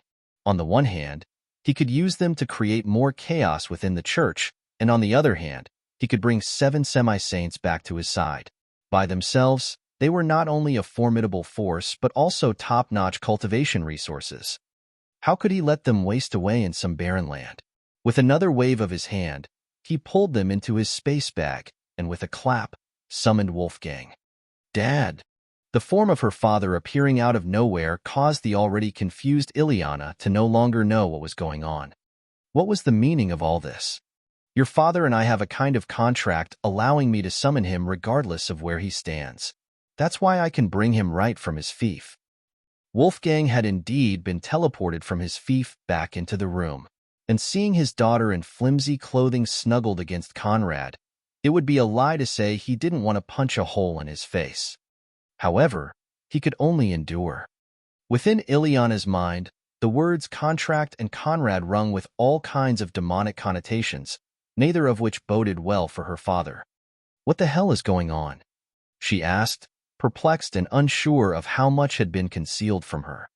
Hum. This is a truly disgraceful matter, so for the sake of your father's dignity, I wanted to conceal it from you for as long as possible, but I guess it's time to reveal the truth." Conrad began and cleared his throat for emphasis and dramatic flair. His words caused Ileana's confusion to turn into a frown and Wolfgang's face to contort with rage. "Your father signed a demonic contract of eternal servitude with me in order to become better in bed." "What?" Ileana and Wolfgang both asked in unison. Realizing he was being slandered, Wolfgang aimed a wobbling index at Conrad, who kept sighing as if to show his helplessness in the matter. Despicable liar. Facing Wolfgang's outrage, Conrad remained unfazed. "What? How am I a liar? I initially wanted to save you some face, but since you don't know how to cherish my good intentions, I can only be ruthless. Did you, or did you not come to seek my help when you realized you could no longer please your woman? I did. Did you, or did you not accept to sign a master-servant contract with me for the sake of obtaining the means to please her? I did, but did you, or did you not get what you wanted? I did, but what? The situation is as clear as daylight. This was all a willing trade, and you have nothing to say in your defense. With conclusive evidence, Conrad had nothing to fear. And hearing the exchange, Ileana's esteem for her mighty father hit rock bottom. It was one thing to seek another man's help in bedroom issues, but another to surrender his soul for the sake of such short-sighted benefits. How sorrowful! Seeing the disappointment in his daughter's gaze, Wolfgang wanted to better explain the situation. There is, but as he began, Conrad's voice echoed in his mind. You better cooperate. Otherwise, I either make you a more agreeable servant, or I spend the night making sure both Zamira and Ileana bear my demonic offspring. Ugh! Wolfgang choked on his words. There is what? I was desperate. Wolfgang lowered his head and admitted defeat. Conrad was satisfied while Ileana's disappointment deepened. Now, let's move on to the operation's next step. Father-in-law, meet your secret helper. With a wave of his hand, Conrad summoned Freya.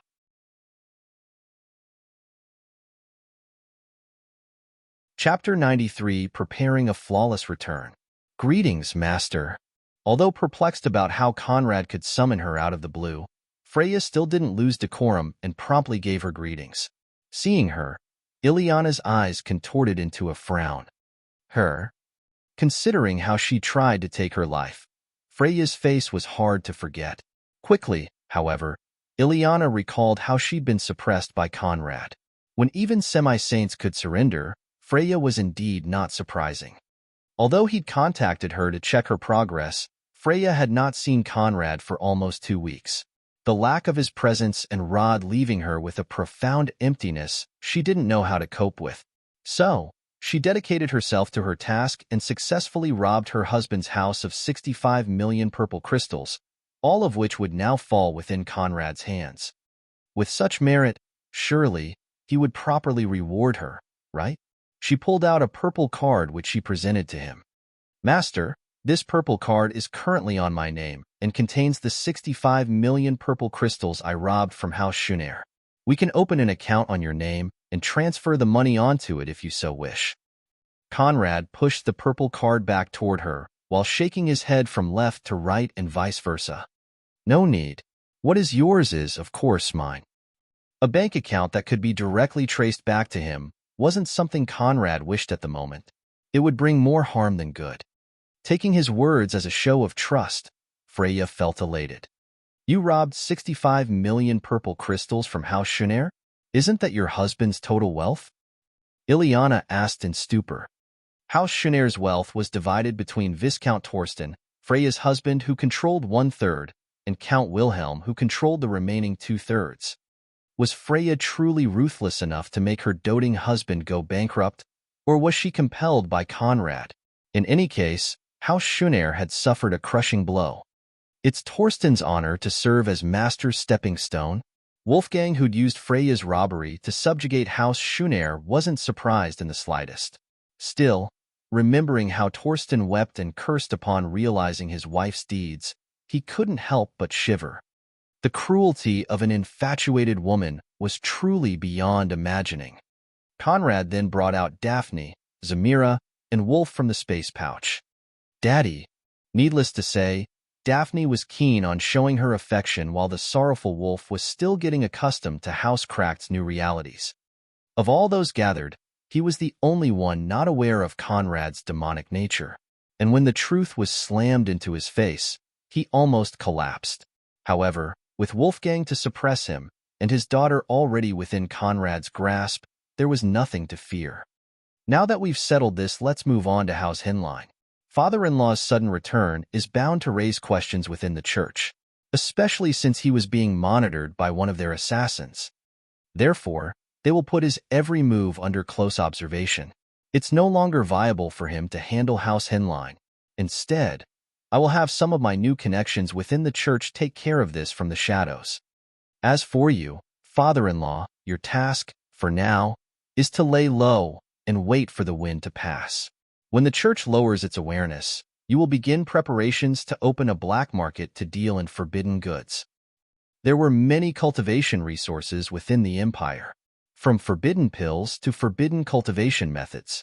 Most came from the barbarian continent and were banned purely due to their origin.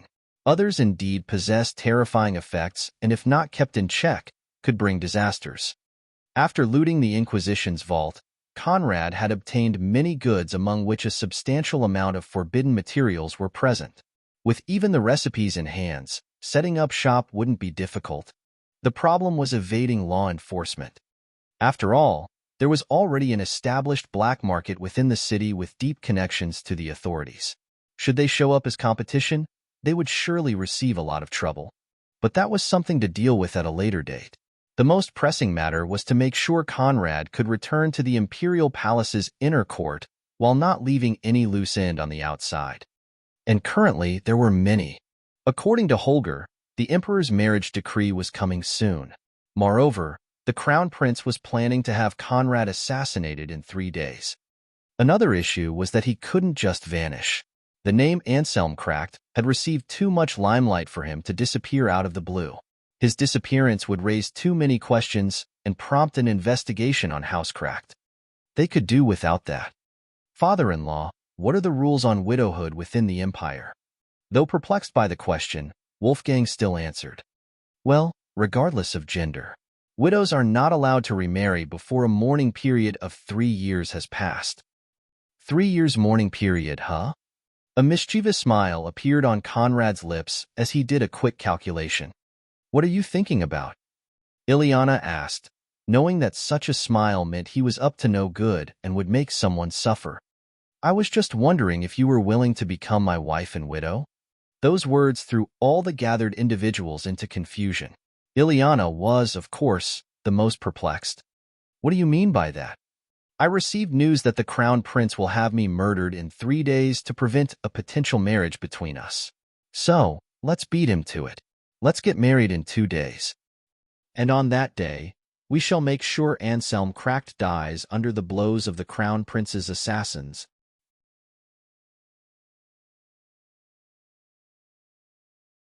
Chapter 94, Filial Piety. More experienced in court intrigues, Wolfgang was the first to realize Conrad's ploy. This is undoubtedly an efficient way to shift the wind and get rid of the emperor's pressure, but I have 2 concerns.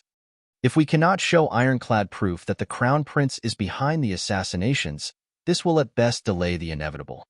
Unless, of course, you're confident in subjugating the empire in this 3-year time frame? Wolfgang showed valid concern. After all, as the heir to the throne, the crown prince's status was below one and above the rest. Attempting to frame him without ironclad evidence was a pipe dream. Indeed, although at first, we might manage to get all the fingers aimed at him, without ironclad evidence. 3 years is more than enough for the imperial family to suppress all rumors. Even if we can get testimonies from the assassins, the court will overrule it as someone attempting to smear the crown prince's reputation. Seeing that Conrad's thoughts were the same as his, Wolfgang moved on to his following point. My second concern, and probably the most pressing issue, while the plan sounds good, how do we implement it?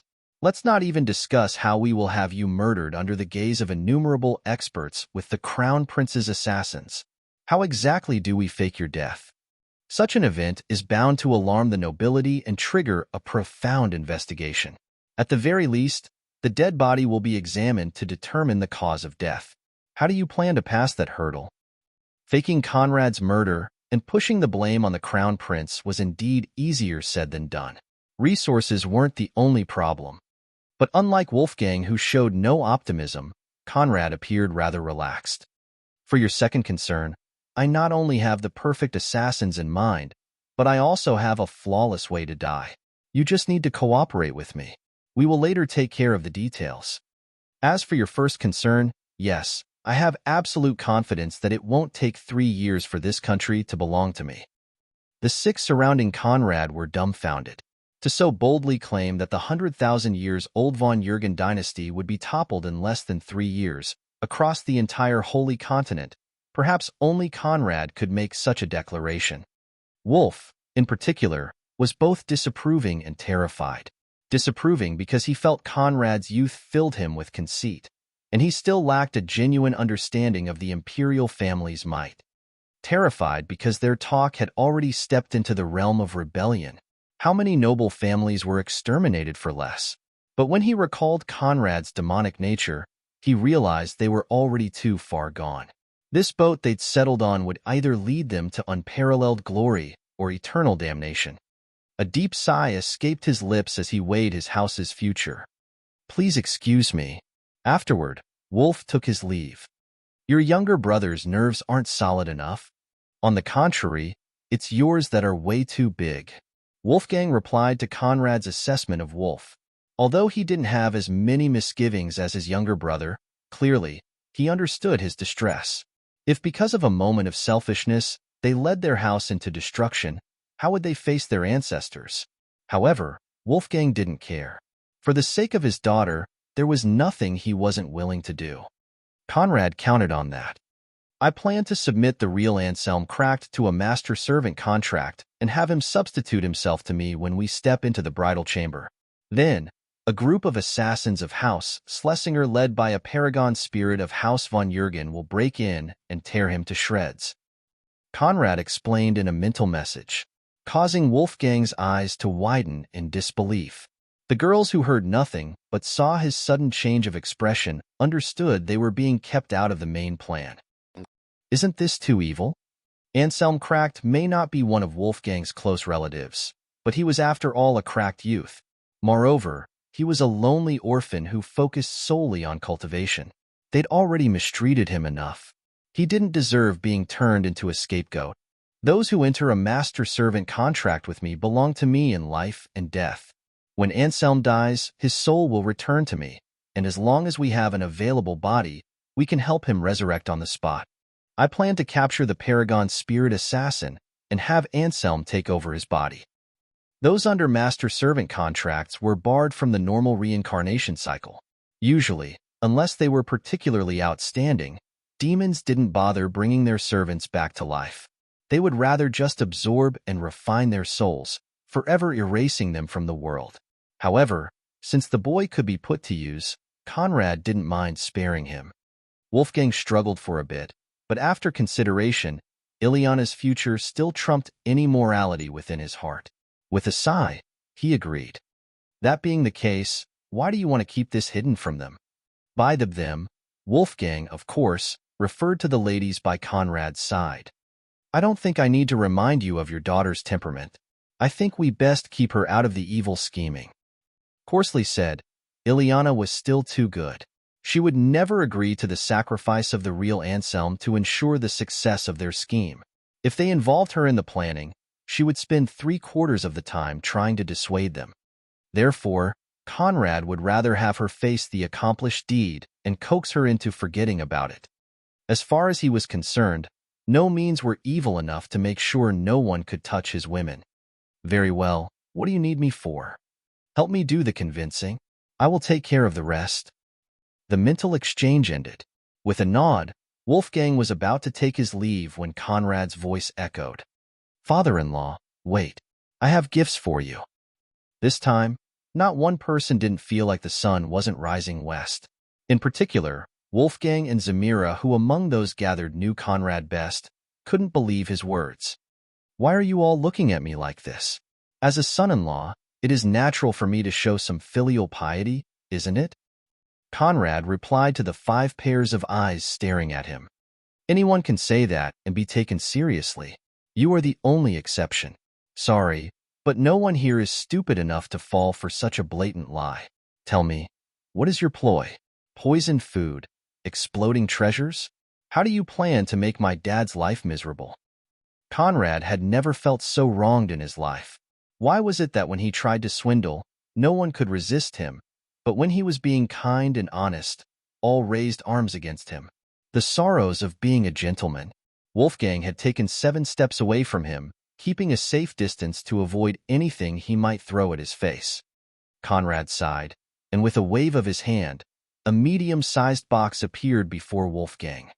"Open them," Conrad ordered, and though full of apprehension, Wolfgang couldn't disobey. He opened the box on the ground, releasing its content for all to see. Dazzling light spread from within, illuminating the room. And upon seeing what the box contained, the semi-saint Wolfgang included, all were terrified. T3, 300 holy crystals. 3. Sublimation pills, merciful Lord this. Holy crystals were both invaluable currency and cultivation resources controlled by saints. For a semi-saint to have access to them, he would at least need to belong to a saint's house. As for sublimation pills, they were semi-saints' most cherished resources and drastically lowered the time required for breakthroughs. It was rumored that with enough talent, 2,000 holy crystal and 25 sublimation pills were enough to go from the first step semi-holy rank to the rising saint rank. With the resources at his feet, Wolfgang had full confidence that by the time he finished refining those holy crystals and pills, his cultivation would increase by 3 steps, reaching the 6th-step semi-holy knight rank. How could he not feel ecstatic? Ha ha ha ha. Good son-in-law. Father-in-law always knew that only a man with your generous heart and impeccable bearing was fit for Ileana. Truly, father-in-law wasn't wrong about you. Don't worry, father-in-law will organize the most lavish wedding for you. Wolfgang snatched the box, wrapping it around his chest and protecting it like a bird would its little ones. His eyes seemed to take anyone around him as the enemy, as potential vultures about to seize his treasures. Thus, without further ado, he bolted out of the room and locked himself in his cultivation abode. For some reason, Ileana felt like a girl being sold to a brothel by her father for a few pieces of silver.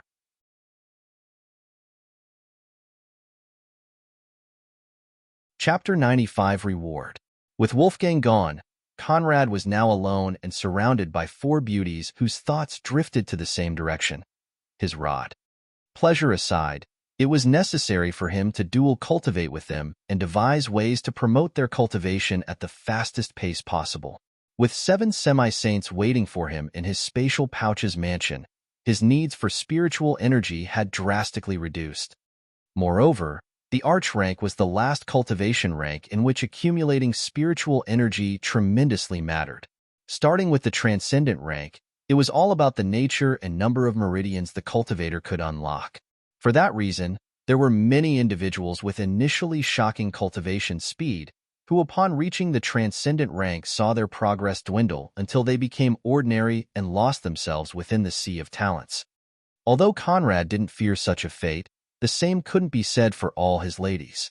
With his new EXP gains, he would need to browse the system and find the best physiques for them, improve their bloodlines and cultivation methods while also setting aside cultivation resources for their use.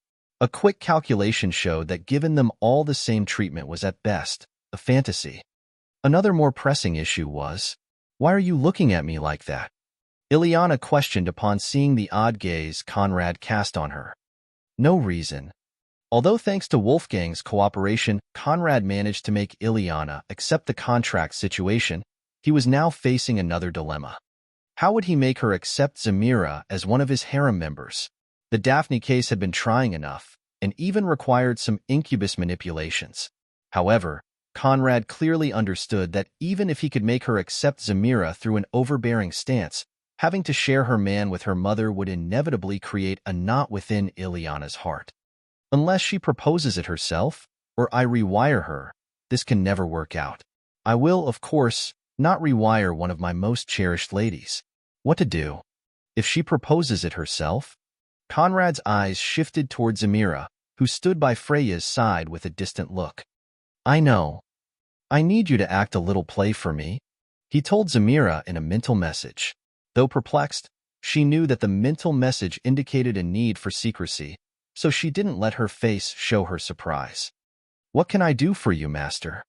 While I reward Freya, I want you to feign dejection and lead Ileana into a girl's talk. When she asks you what's wrong, tell her that. Conrad imparted his new Machiavellian plan onto Zamira, who struggled to not show her bewilderment. It really seems to be the only way to make her welcome the new situation. Worry not, I will properly handle this. With his evil ploy set into motion, Conrad returned his attention onto Freya. You've done well. Not only did you substantially increase our resources, but thanks to you, father-in-law was able to take down House Shunair in records time. You deserve ample rewards. The word reward rang the same in every single one of the lady's ears. Clearly, Freya was about to get the spear. It's not fair. What about me? Daphne pouted while rubbing her head against Conrad's left shoulder. I, of course, haven't forgotten about you. However, I need to help Freya get back to her previous cultivation level as soon as possible. This will take some personal guidance. Don't worry, we will have a big celebration tonight. Quick-witted, Daphne understood celebration in Conrad's licentious vocabulary meant orgy. Therefore, she no longer pressed him.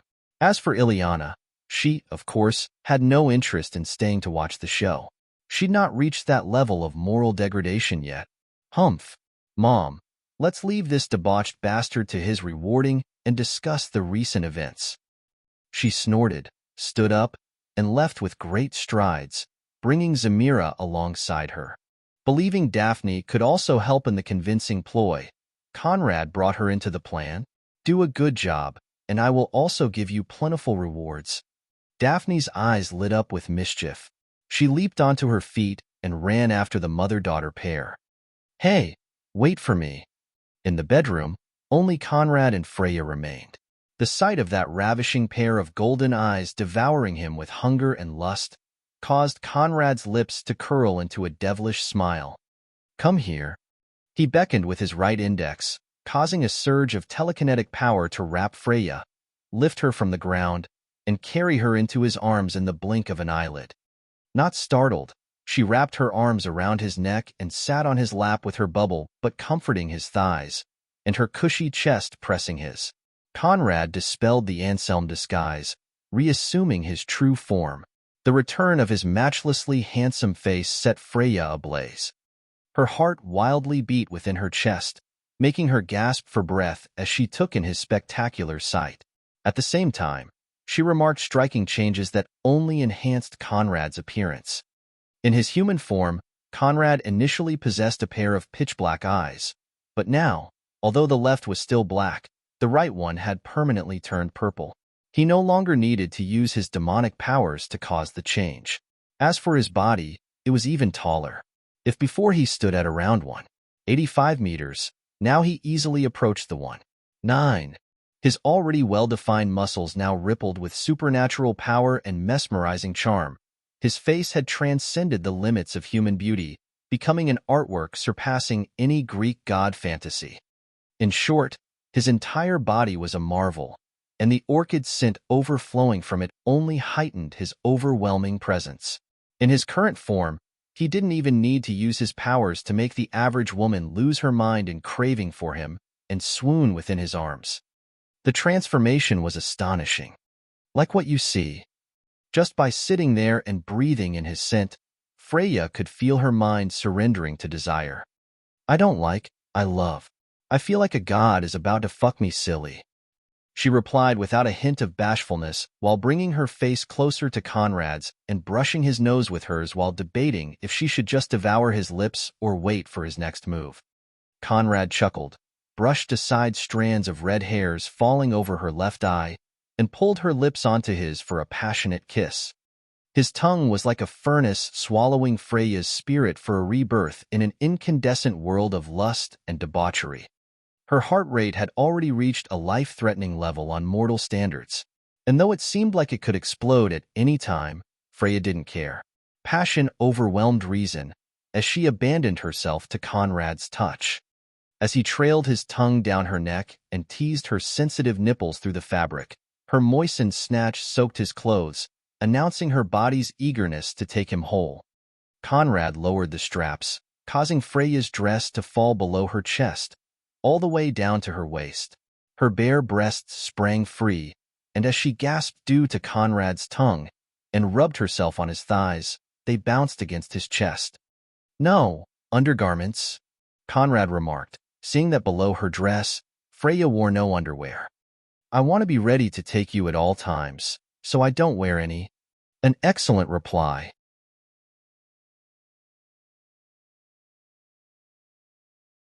Chapter 96. Let him take care of you.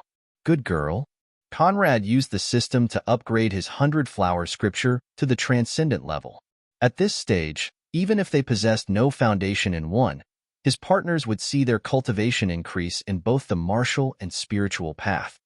He then activated his 100-flower scripture and established a spiritual connection with Freya for a perfect dual cultivation session. Their minds intertwined, and her fresh passion spread within Conrad, electrifying him as her body succumbed to her aching need for him. Freya rubbed herself harder on Conrad's lap, causing his shaft to harden beneath his clothes and poke her entrance from below. Ah, she moaned while still breathing in his scent. Conrad pressed her breasts against one another and took her 2 nipples into his mouth, tugging on them as he stood up and causing new moans to escape Freya's lips.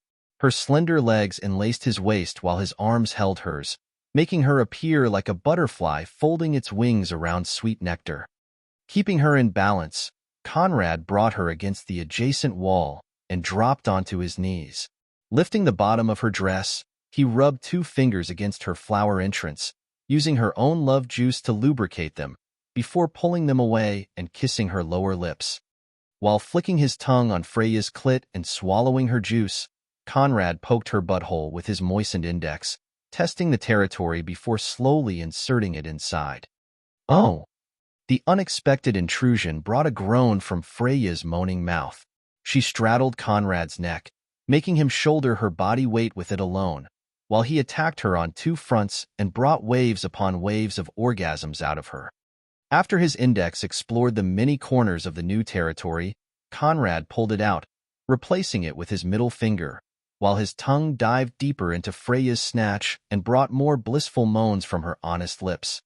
Soon, his face and neck soaked in her juice.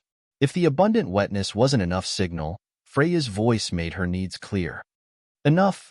I want to feel your cock inside. Please, fuck me. She begged, and faced with such a straightforward partner, Conrad could only oblige. Holding Freya's waist with one hand, he stood up, keeping her lifted in the air while he unbuckled his belt and caused his pants to drop onto the ground. His golden rod had already risen to attention. However, an unexpected event occurred. Right beneath Conrad's rod, another one was rising. This one possessed no golden light, but was instead surrounded by a violet mist and rippled with demonic energy. Seeing the second dick appearing with no warning, Freya knew this day was bound to turn into one of the most memorable events of her life. As Conrad aligned his rods with her 2 holes, her eyes glazed with lust. Ready? Always. Conrad pressed Freya's back against the wall and drove his rods into her prepared tunnels. Oh, yes, her tight pussy, and tighter but clenched hard on his spears, adjusting to their lengths as their supernatural powers spread within her. Once he felt her ready, Conrad dragged his rods all the ways down to the entrances, then pushed back to the hilt, settling into a rhythm and thrusting into her hard, fast, and to both their hearts' content. The cracked walls had little barriers. Freya's pleasure cries spread throughout the mansion, alarming all its denizens and causing many blushing cheeks. Meanwhile, Zamira, Daphne, and Ileana were sitting within the latter's room, failing to engage in productive talks. Initially, Ileana merely wanted an opportunity to chit-chat with her mother and discuss her father's contract with Conrad. However, it soon became evident that Zamira had no interest in doing so, and once Freya's cries reached her, she also lost the desire to do so. A faint wave of jealousy undulated within her chest. Zamira waved her hand, using her spiritual energy to isolate the walls and prevent the noise from reaching them. Ileana was about to give her thanks when she saw the gloomy look within her mother's eyes. Mom, what's wrong? A long sigh escaped Zamira's lips as she lowered her head. This is no never mind. The apparent reluctance within Zamira's tone only aroused Ileana's interest and suspicion. Aunt, there are only us girls here. You don't need to hide anything. Right, Mom. If there's something wrong, You can just freely speak. I'm here for you." Ileana reassured while holding her mother's slumped shoulders. Another deep sigh escaped Zamira's lips. "It's your dad. It seems he no longer has the same regard for me." She spoke slowly, putting a strong emphasis on her words. Ileana was startled. It was well known that Wolfgang only had eyes for Zamira. How was it possible for him to no longer desire her? How can this be? Facing her consternation, Zamira shook her head from left to right. "It's my fault. Recently, I've not been feeling the same in bed. Maybe the many decades spent together have finally dulled our lives, but the pleasure waned. Your dad sought help from Conrad and received it through a demonic contract." Having heard something similar from the exchange between Conrad and her father, Ileana wasn't surprised. "I know." She nodded to show her understanding of the situation. "However, it seems that after he got Conrad's boon, your father's sexual appetite vastly increased. In the 3 days he spent dealing with them, he seduced and took Wilhelm Schöner's wife and many other beauties of House Schöner as his concubines, lying with them days and nights. With all this fresh passion, and his new ability to tame women through his rod, he no longer has eyes for me." That wasn't a total lie. Wolfgang had indeed taken many of House Schöner's women into a small harem of his own. But what Zamira forgot to mention was that he did so on Conrad's orders, and while he certainly took great pleasure in the task, that didn't mean he no longer had eyes for Zamira. However, since she was now part of Conrad's harem, he could only let go. Men are really all the same, relishing in the new and forgetting the old. How typical. Ileana burst in rage. "Now, I don't know what to do. I'm losing confidence. Perhaps I should just accept that I can no longer attract him." Seeing her mother's distress, Ileana's heart soured. It was imperative for her to find a way to soothe her anguish, but how? "Humph, uncle is really excessive. Aunt, any man, would feel delighted having a ravishing beauty such as you by his side. If he can no longer appreciate you, many others will," Daphne proclaimed. But while Ileana inwardly agreed, the thought of a new man stepping into her household's affairs didn't sit well with her. Moreover, most men couldn't enter her mother's eyes. At that time, Zamira purposely dispelled the sound barrier, causing Freya's pleasure cries to once again reach them. "Sorry, I was distracted," she apologized, but now, the sound of Freya's bliss brought a new thought within her mind. "Why do we need others? Isn't Conrad here? Let him take care of you. When Dad's head wears a green and glossy hat, I want to see how exactly he can disregard you." There was also a bit of selfishness within Ileana's motives. As Conrad's harem multiplied, keeping those women in check would get increasingly difficult. However, with her mother by her side, the situation would get easier to manage. Achoo! Wolfgang sneezed within his cultivation abode. "Strange. I have not sneezed in decades. Is someone talking about me?" He wondered, but quickly dismissed the thought and focused himself back on cultivation.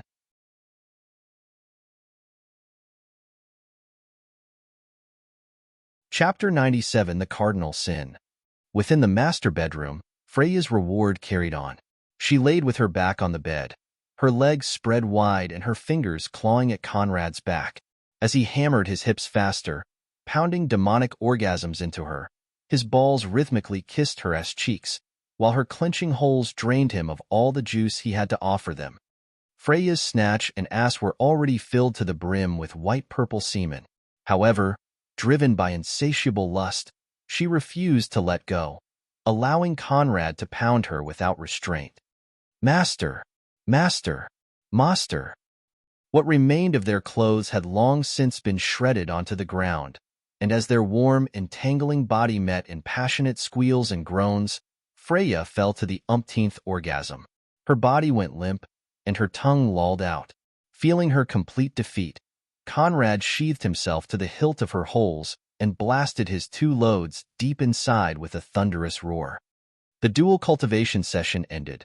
Conrad pulled 2 his rods free of Freya's drooling holes, and the second one vanished in purple mist.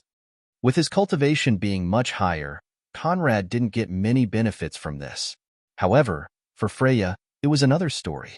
In those 4 hours of dual cultivation, Freya's martial cultivation shot up, going from the first step True Knight rank to the third step Grand Knight in one go, one step above her previous cultivation level.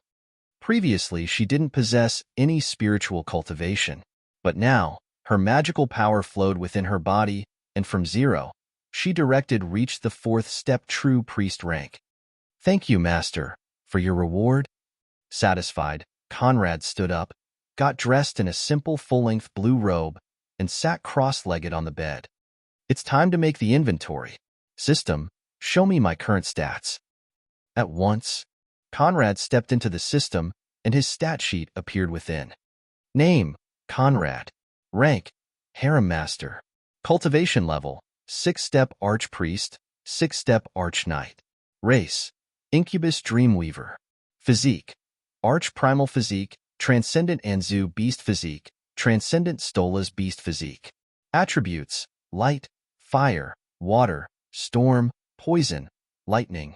Acquired abilities, Body Regeneration, Ecstasy Fingers, Ecstasy Clouds, Origin Sight, Flesh Healing Kiss, Invisibility, Heart Mending Kiss, Totem Manifestation. Bloodline abilities, Female Dream Theft, Transformation Skill, Arousal Aura, Desire Flames, Bewitching Fog, Telekinesis. EXP, 30, 555, 225. Improving the 100 Flower Scripture to the Transcendent level cost 4,500,000 EXP, while Hell brought 25 million, Freya 2,000, and Ileana's recent session 600,000. Therefore, Conrad wasn't surprised by the count. Even with the discount, his next bloodline upgrade cost 600 million EXP. Therefore, he didn't even spare it a glance. He would need a 2-day orgy with all his semi-saint women, both those in his space mansion and those still inside the church to afford the cost. Currently, that wasn't viable. Improve my Arch-Primal Physique to the Transcendent Primal Physique?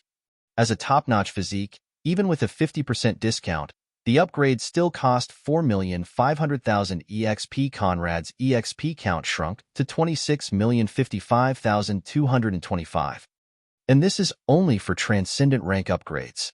When I do semi-holy and holy rank upgrades en masse, how much am I going to need? Must I first screw all the female cultivators of this country? Truly, the life of a philanderer is not easy. Conrad exhaled a frustration-filled sigh before regaining his composure.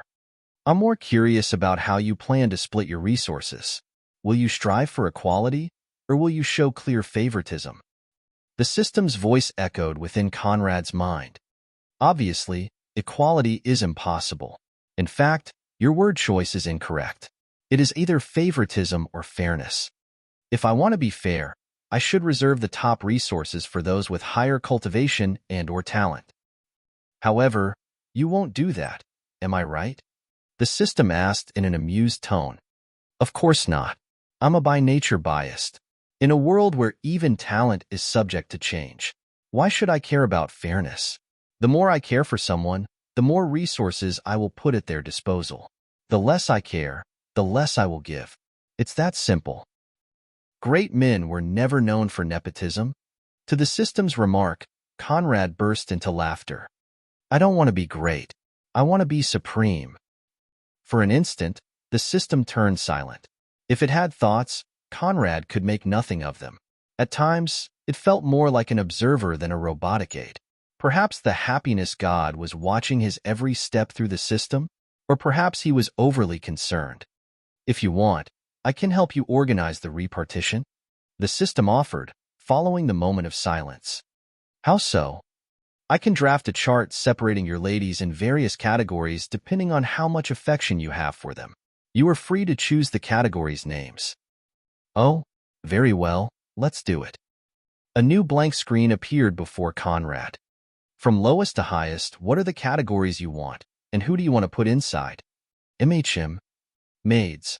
Most of my brainwashed harem members will fall here, and might rise to new ranks with time. Loyal lovers. Harem members who proved their loyalty and worth through deeds. Trusted lovers. Those I can entrust with great tasks, and who would not abjure me because of my demonic nature. Treasured lovers. Those few, I will eventually make my official consorts. Women I genuinely care for and treat as my equals. That should be enough. The system immediately filled the screen with different categories. It's not bad, but I feel like you should add one. Oh, and what would that be? True love. The one who owns your heart. Conrad blankly stared for a few seconds before stifling a laugh. It seems you have not been following me well. The cardinal sin of any philanderer is falling in love. I do not fall in love. I never did, and I never will. Don't mistake my shows of affection for a loss of myself. Those who fall in love surrender themselves to the whims of another. How could I let such a thing happen to me? It can only work the other way around. In any case, my heart is too broad to belong only to one person, Conrad stated, causing the system to let out a mild chuckle. I am not saying it needs to be filled. Why not keep it as a blank category and as a reminder of your own words? Have it your way. The system then filled the various categories with the corresponding names, leaving the true love case blank. Jasmine and Ileana fell into the treasured lovers category, Zamira and Daphne in the trusted lover category, Phaedra, Aliki, and Freya in the loyal lovers group. The rest belonged to the maids group.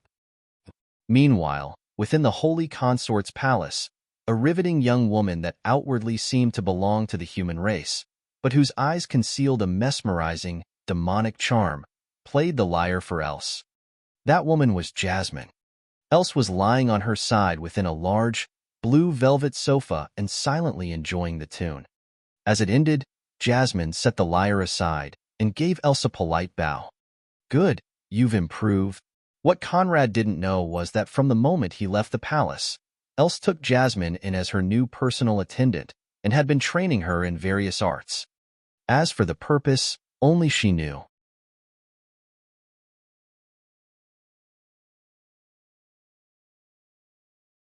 Chapter 98. Anyone but her. It's all thanks to your Grace's guidance, Jasmine politely replied. Not only was Else giving her a top-notch education in various arts, but she was also guiding her cultivation.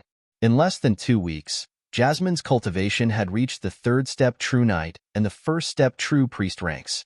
Although in front of the likes of Else such cultivation was not worth mentioning, her progression speed remained outstanding. However, there was no free meal in this world. The more Else gave, the more uneasy Jasmine felt.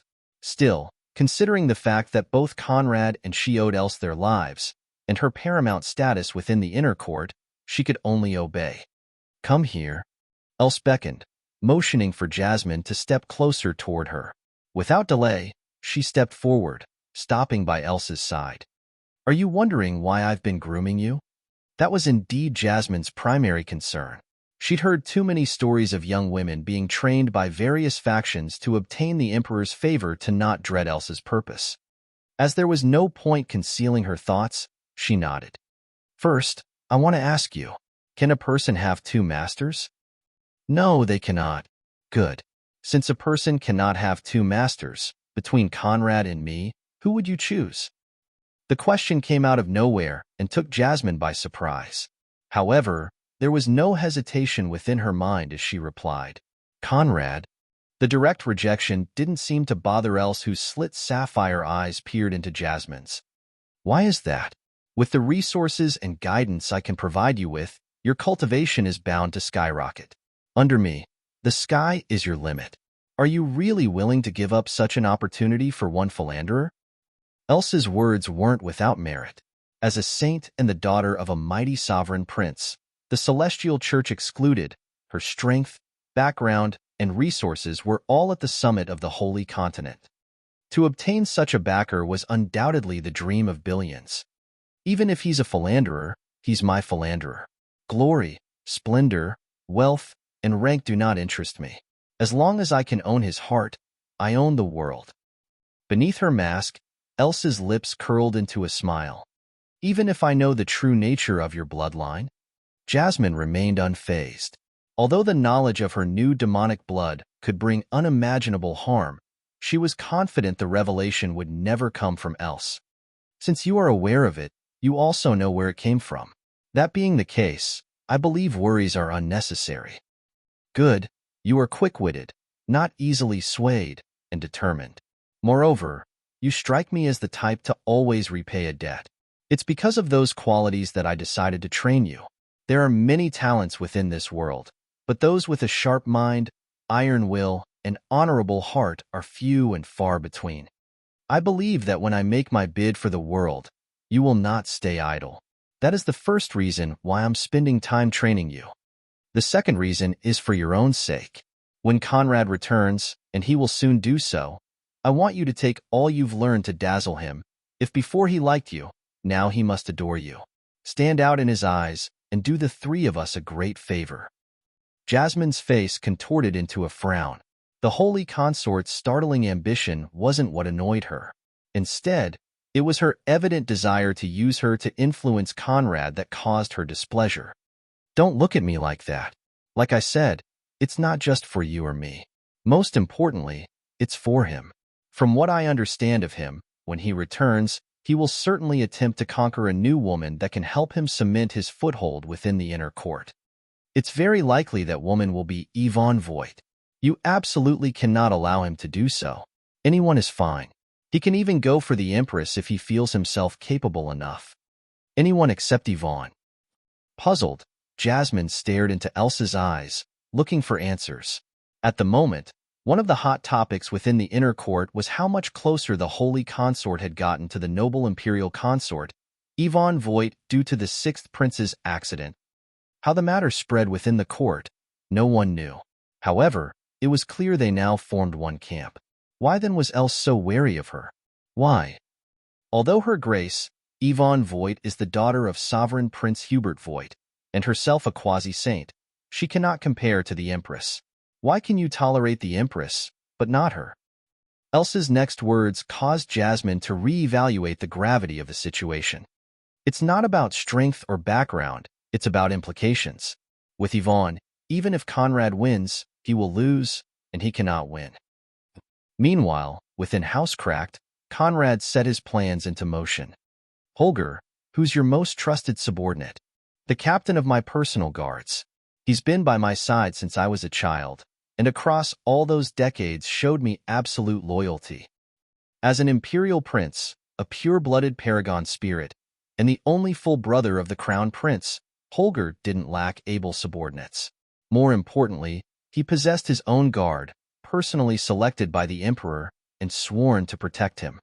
The captain of his guard especially was a seventh-step transcendent knight and a paragon spirit, albeit of impure blood. Very well, he will be your assassin. Understood. Although Holger understood that since Conrad was using him to frame his elder brother, that loyal guard was bound to lose his life, he couldn't resist the orders. Kalaman, are your assassins ready? My mother's hatred for the crown prince is as deep as the sea. If an opportunity to frame him appears, she'll never hesitate. Master doesn't have to worry. Good. When the time is right, Holger's team and yours will conduct a joint attack and murder me within the bridal chambers. Wolfgang will then eliminate the assassins and use Holger's servant as evidence of the crown prince's involvement. In the Holy Flame Empire, who didn't know that Holger was the crown prince's most loyal subordinate and only acted on his orders. Once his guard's captain was discovered among the assassins, Elmar couldn't escape the blame. Now came the most crucial part, convincing Anselm Cracked. Conrad sent Wolfgang a mental message, stepped into his space mansion, and directly headed into the underground's jail cells where the real Anselm had been trapped. He found him sitting cross-legged within the cell, in meditation. Though diligent in his cultivation, Anselm had always been proud, cold, and detached. Naturally, he had no friends, and without his parents to watch over him, he basically didn't have anyone to rely on. As a cracked noble, he received a monthly stipend from the house and didn't have to worry about living expenses. However, his cultivation resources were meager. Housecracked had too many mouths to feed. Without at least an Archknight Elder to vie for resources, finding one's foothold was a daunting task. Moreover, Anselm's talent was average. In his lifetime, reaching the Grand Knight rank was the limit. Anselm, long time no see. For you it's my lord. Anselm replied, while keeping his eyes shut close.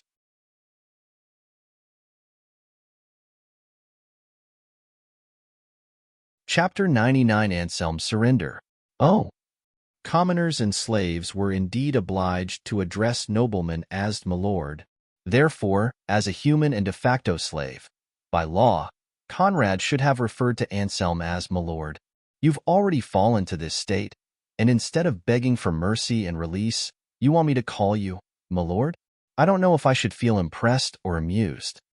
Did I say something wrong? Even in evil, you should not lose decorum.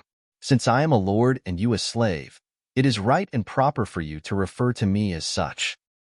Anselm replied, while still not sparing Conrad a glance. Wrong, very wrong. First, you are not a lord. You would need to at least be at the Grand Knight or priest ranks for that. Second, what makes you think I'm not a demon lord in disguise? Humph.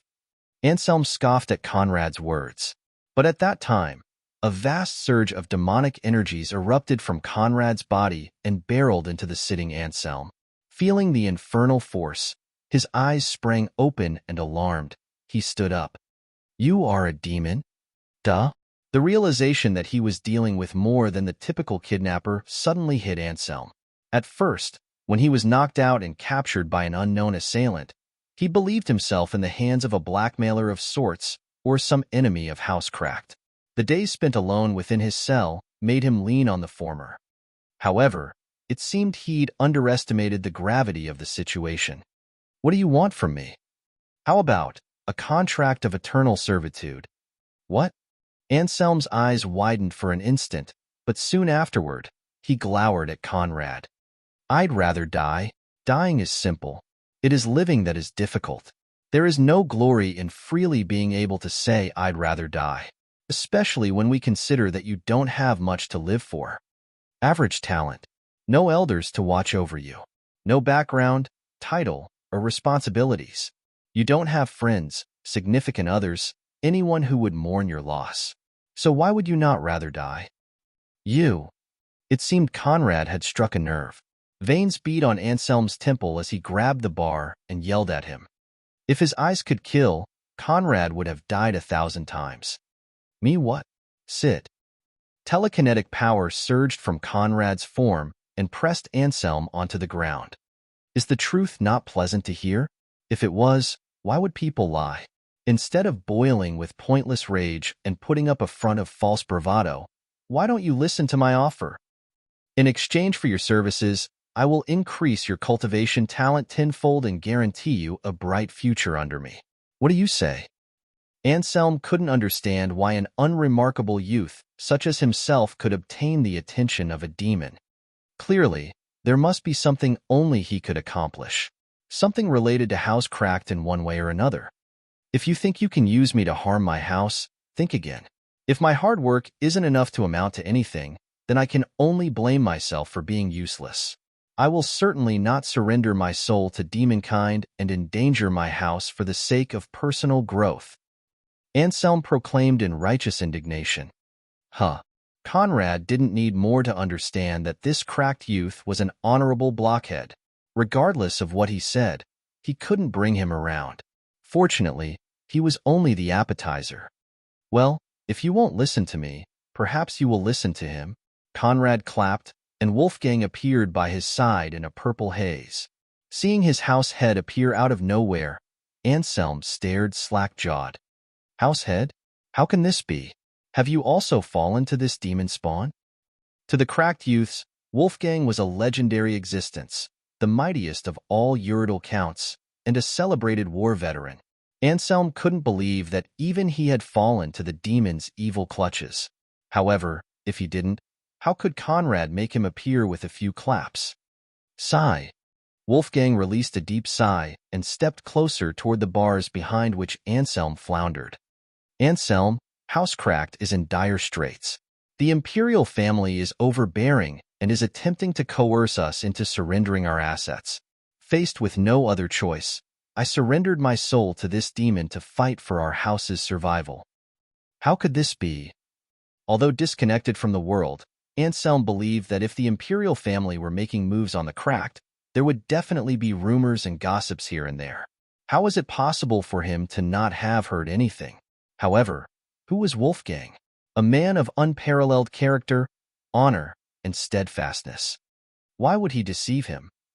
With Wolfgang's words ringing, Anselm now firmly believed that House Cracked had reached such an abyss that only infernal forces could save them. But I am not enough. Our counterattack plan requires your cooperation. Without you, we cannot proceed. However, the demon is unwilling to deal with someone not bound to his will. Therefore, only if you choose to submit will our house obtain a glimmer of hope. Wolfgang repeated the words instructed by Conrad, while using the image of Zamira kneeling at Conrad's feet to showcase profound sorrow. It was incomparably effective and swindled Anselm through and through, but I'm just a small fry. My cultivation has not even reached the true knight rank. How can I be of use? You only need to know that your sacrifice will allow us to deal a severe blow to imperial prestige and thwart the imperial family's plan. Conrad interfered. My sacrifice? Yes, your sacrifice for House Cracked. Family honor and virtue seem to be Anselm's guiding principles. For someone like him, sacrificing oneself for the future of the house was glory. Therefore, Conrad didn't doubt that he would cave in. And indeed, he didn't disappoint him. All I have come from House Cracked. If there is something I can do to help it pass this hurdle, I will never hesitate. I agree. Henceforth, I am your servant. Anselm surrendered with his eyes shut close. Then I welcome you to my household. As long as I, Conrad, breath, you shall be immortal. Conrad waved his hands, summoning the demonic glyphs to cement the contract. With Anselm subdued, all was set in stones. Alongside Wolfgang, Conrad stepped out of the space pouch. Wolfgang gathered key servants to prepare the festivities and send the invitations. Getting married on such short notice was bound to raise scandals. That was precisely what they wanted. The world should think that the Cracked were rushed into this by external forces for the next events to go smoother. In the Holy Flame Empire, marriage was handled by the elders and sanctioned by the court. The church took no part in it. Before the ceremony, the future couple would sign the marriage contract, including details of dowers and dowry, and send an official copy to the Department of Justice. If one party wished for a divorce, as long as the spouse consented, they only needed to submit a joint petition to the Department of Justice and their marriage would be null and void. If one disagreed, it was a bit more complicated. Conrad left the organization to Wolfgang and headed toward the three Cracked ladies.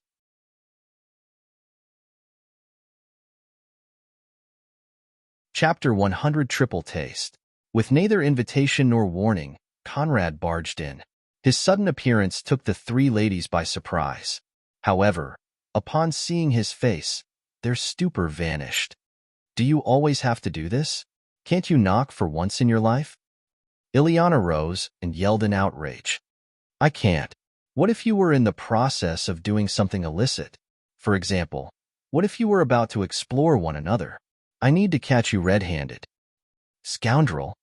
In any case, I'm about to become half this house's master. We might as well skip the formalities.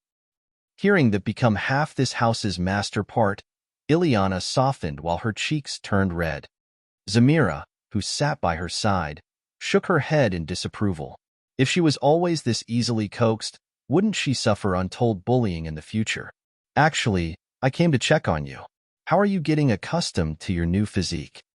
The question made Ileana regain her composure, and she returned to her seat. It is still in the dormant stage.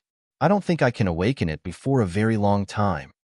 Regardless of ranks and nature, physiques were classified into 3 stages: dormant, awakened, and mastered.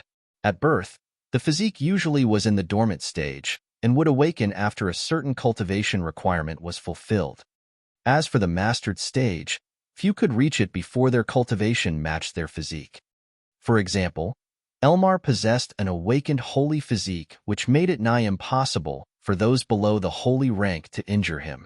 But before he ascended to sainthood, he couldn't reach the mastered stage and make use of its full power.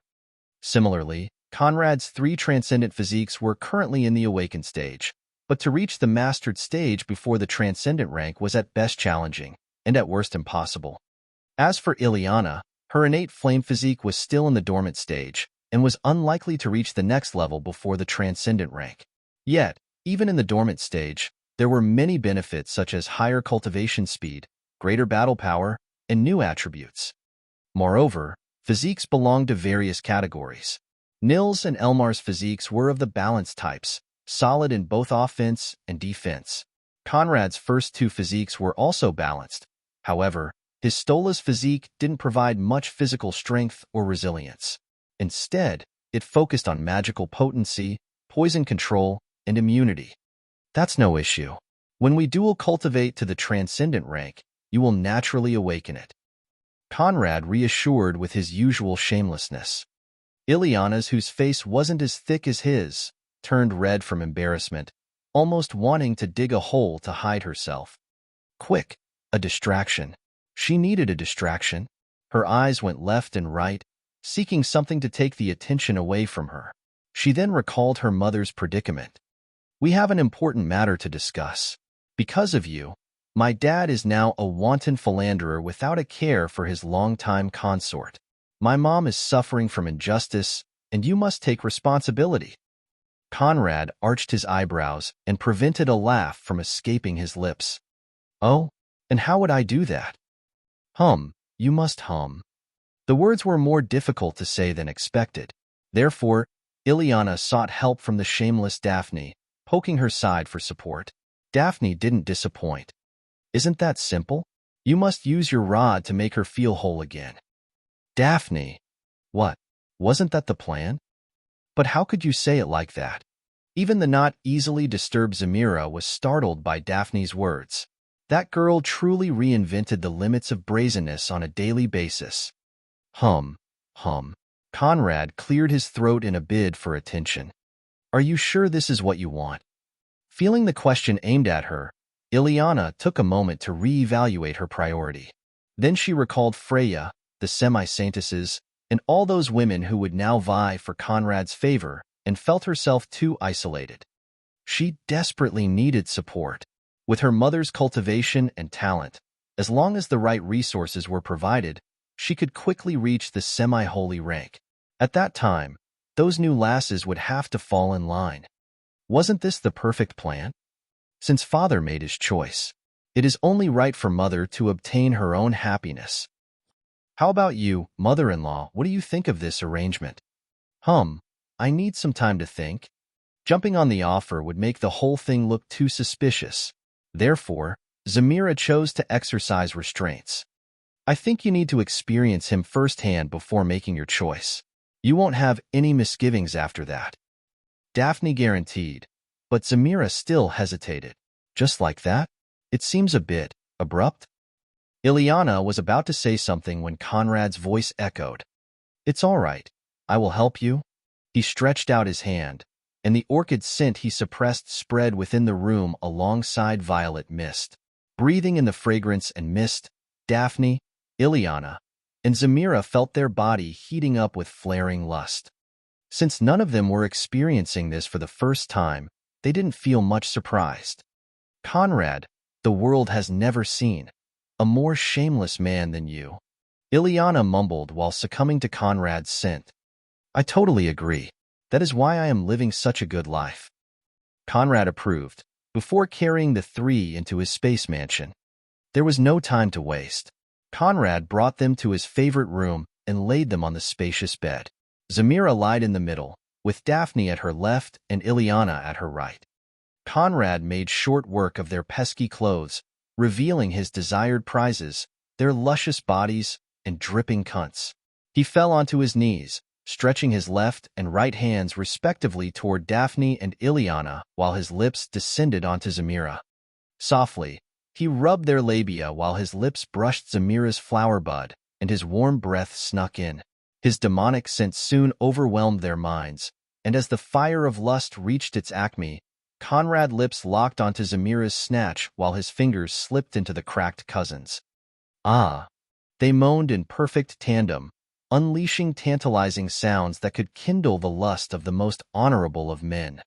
While Conrad's tongue ran wild within Zamira, his fingers played the pleasure spots he was already so familiar with, causing the three's moans to reach new pleasure thresholds.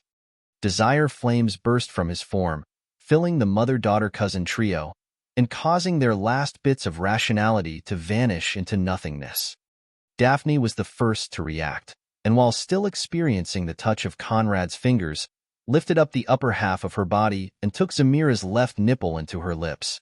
Ileana followed suit, attacking the right while Zamira's hands caressed their bodies, causing a picture both marvelous and scandalous.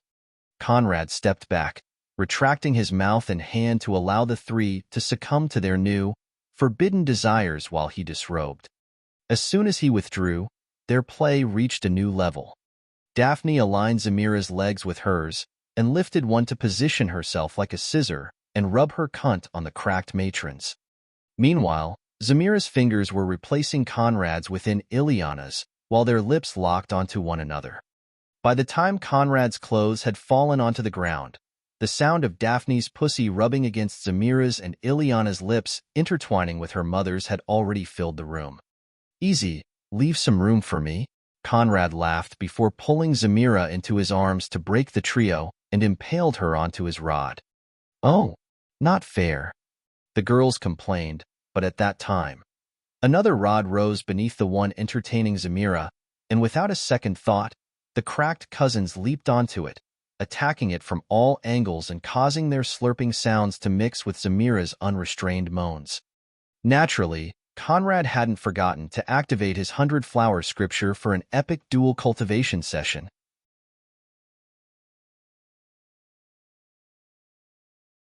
Chapter 101 Remove the Problem. Zamira's slick fold squeezed Conrad's primary rod while Daphne and Ileana gave tender affection to his second one. He reveled in the feeling of their ministrations before driving himself deeper into Zamira. As he reached the hilt, she gave a yelp of surprise. His hip moves made it difficult for the cracked cousins to keep his second rod between them, but when it attempted to escape their grasp, they would force it down one of their throats and squeeze it there. The battle carried on until Conrad pulled himself free of Zamira and led her back toward the bed, causing sounds of complaints to escape her full lips. Laying her down the bed, Conrad motioned for the cracked cousins to step toward him, which they immediately did. The spiritual connection allowing them to sense his thoughts, they knew exactly what to do. Daphne leaped on top of his head, collaring his neck with her slender legs while Ileana bent herself over Zamira with her sweet, starving hole aimed at him. Conrad aligned his rods with the holes presented to him, while his roguish tongue snuck into Daphne's snatch and pleasured her from above. Feeling his rods tease their cave entrances, Zamira and Ileana's eyes shone with aching needs.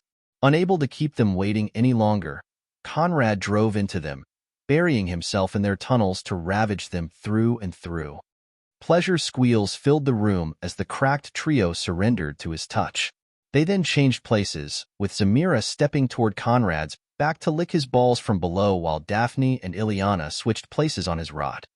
Waves upon waves of orgasms followed before the cracked trio collapsed on the bed, vanquished by Conrad's pistoning rod. Unsatisfied, he summoned Phaedra, Aliki, and the 7 semi-saints to ravage them by groups of 2, while not forgetting to add the cracked trio back in when they regained some energy.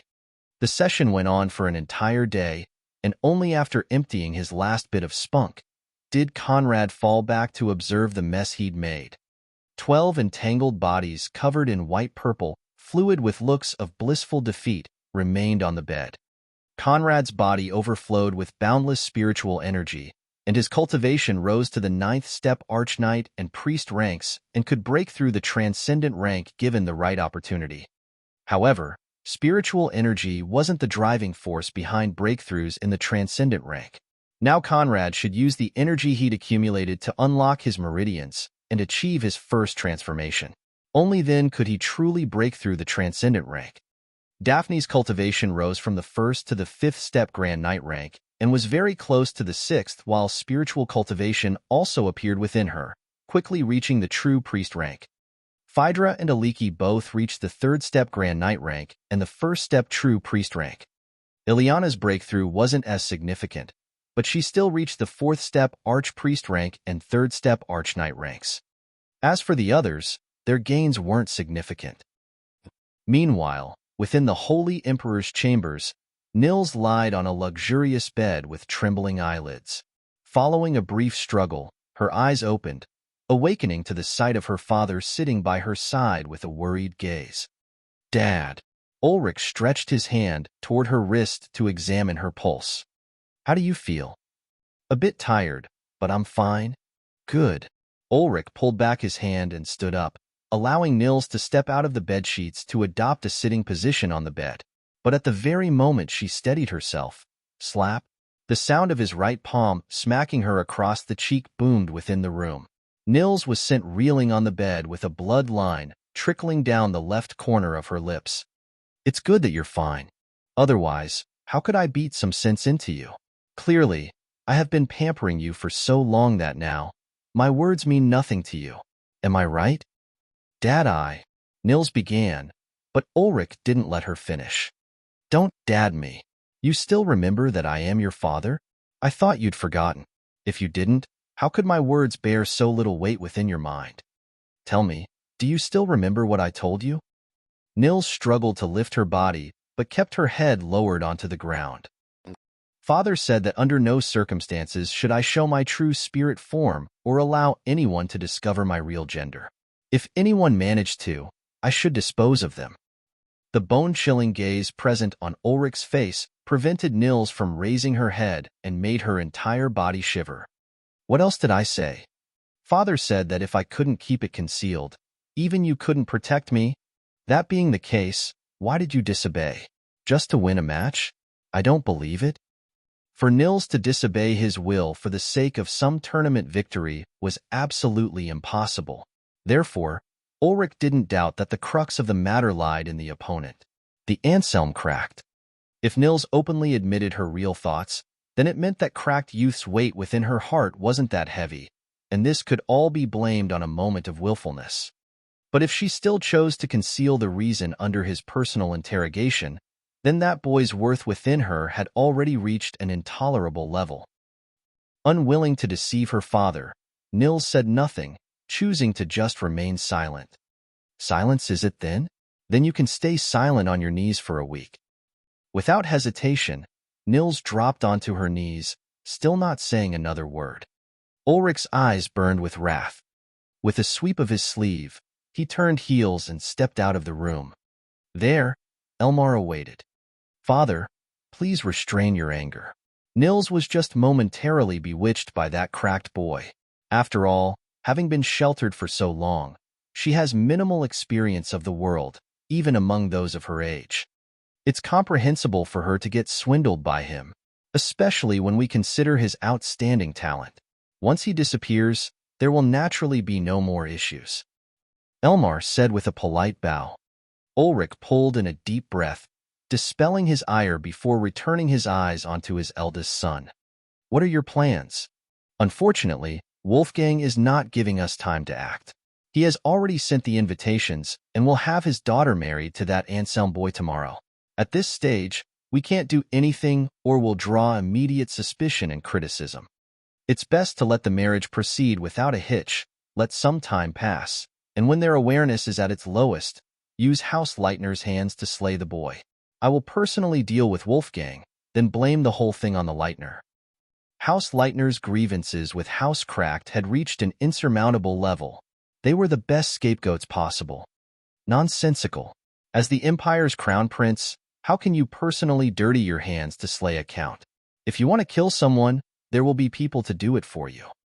I understand Father's concerns, but Wolfgang is of my generation, and I know him better than most. I don't believe that sham of him still being at the transcendent rank. At the very least, he's now a semi-saint. The semi-saints I can dispatch are not many, and all are closely related to me. That being the case, I might as well do it myself to prevent variables. Agreeing with his son's reasoning, Ulrich nodded. "After the wedding, you can come to pick Nils up." "Thank you, Father, but are you really sending Nils to the prosperous Wind Empire?" Although to the outside world, this matter was a done deal, Elmar remained skeptical. And indeed, his doubts proved right. "No man under the vast blue sky is worthy of my daughter. If there must be someone, that person should own the world and put it at her feet. Only then would I agree." "That trivial prosperous Wind Third Prince is unworthy?" Ulrich sneered. Though relieved by those words, Elmar recalled the dowager standing by the head exarch's side. That picture still put him ill at ease. But, with the head exarch and grandmother standing on the same side, Elmar didn't finish that Ulrich was already dismissing him. Among the Empire's 10 great, Gerhard Herberger may rank first, but that doesn't mean no one can contend with him. As for your grandmother, Ulrich paused, and his lips curled into a devious smile. I'm after all her only surviving child. If back then she couldn't bear harming me, I really want to see if, after all those centuries, she dares. In the end, am I still not her only surviving child, her last fleshly reminder of father in this world? Therefore, she can threaten, hate, and scream. But when the time comes for her to raise her sword, it is not my neck she'll aim it at.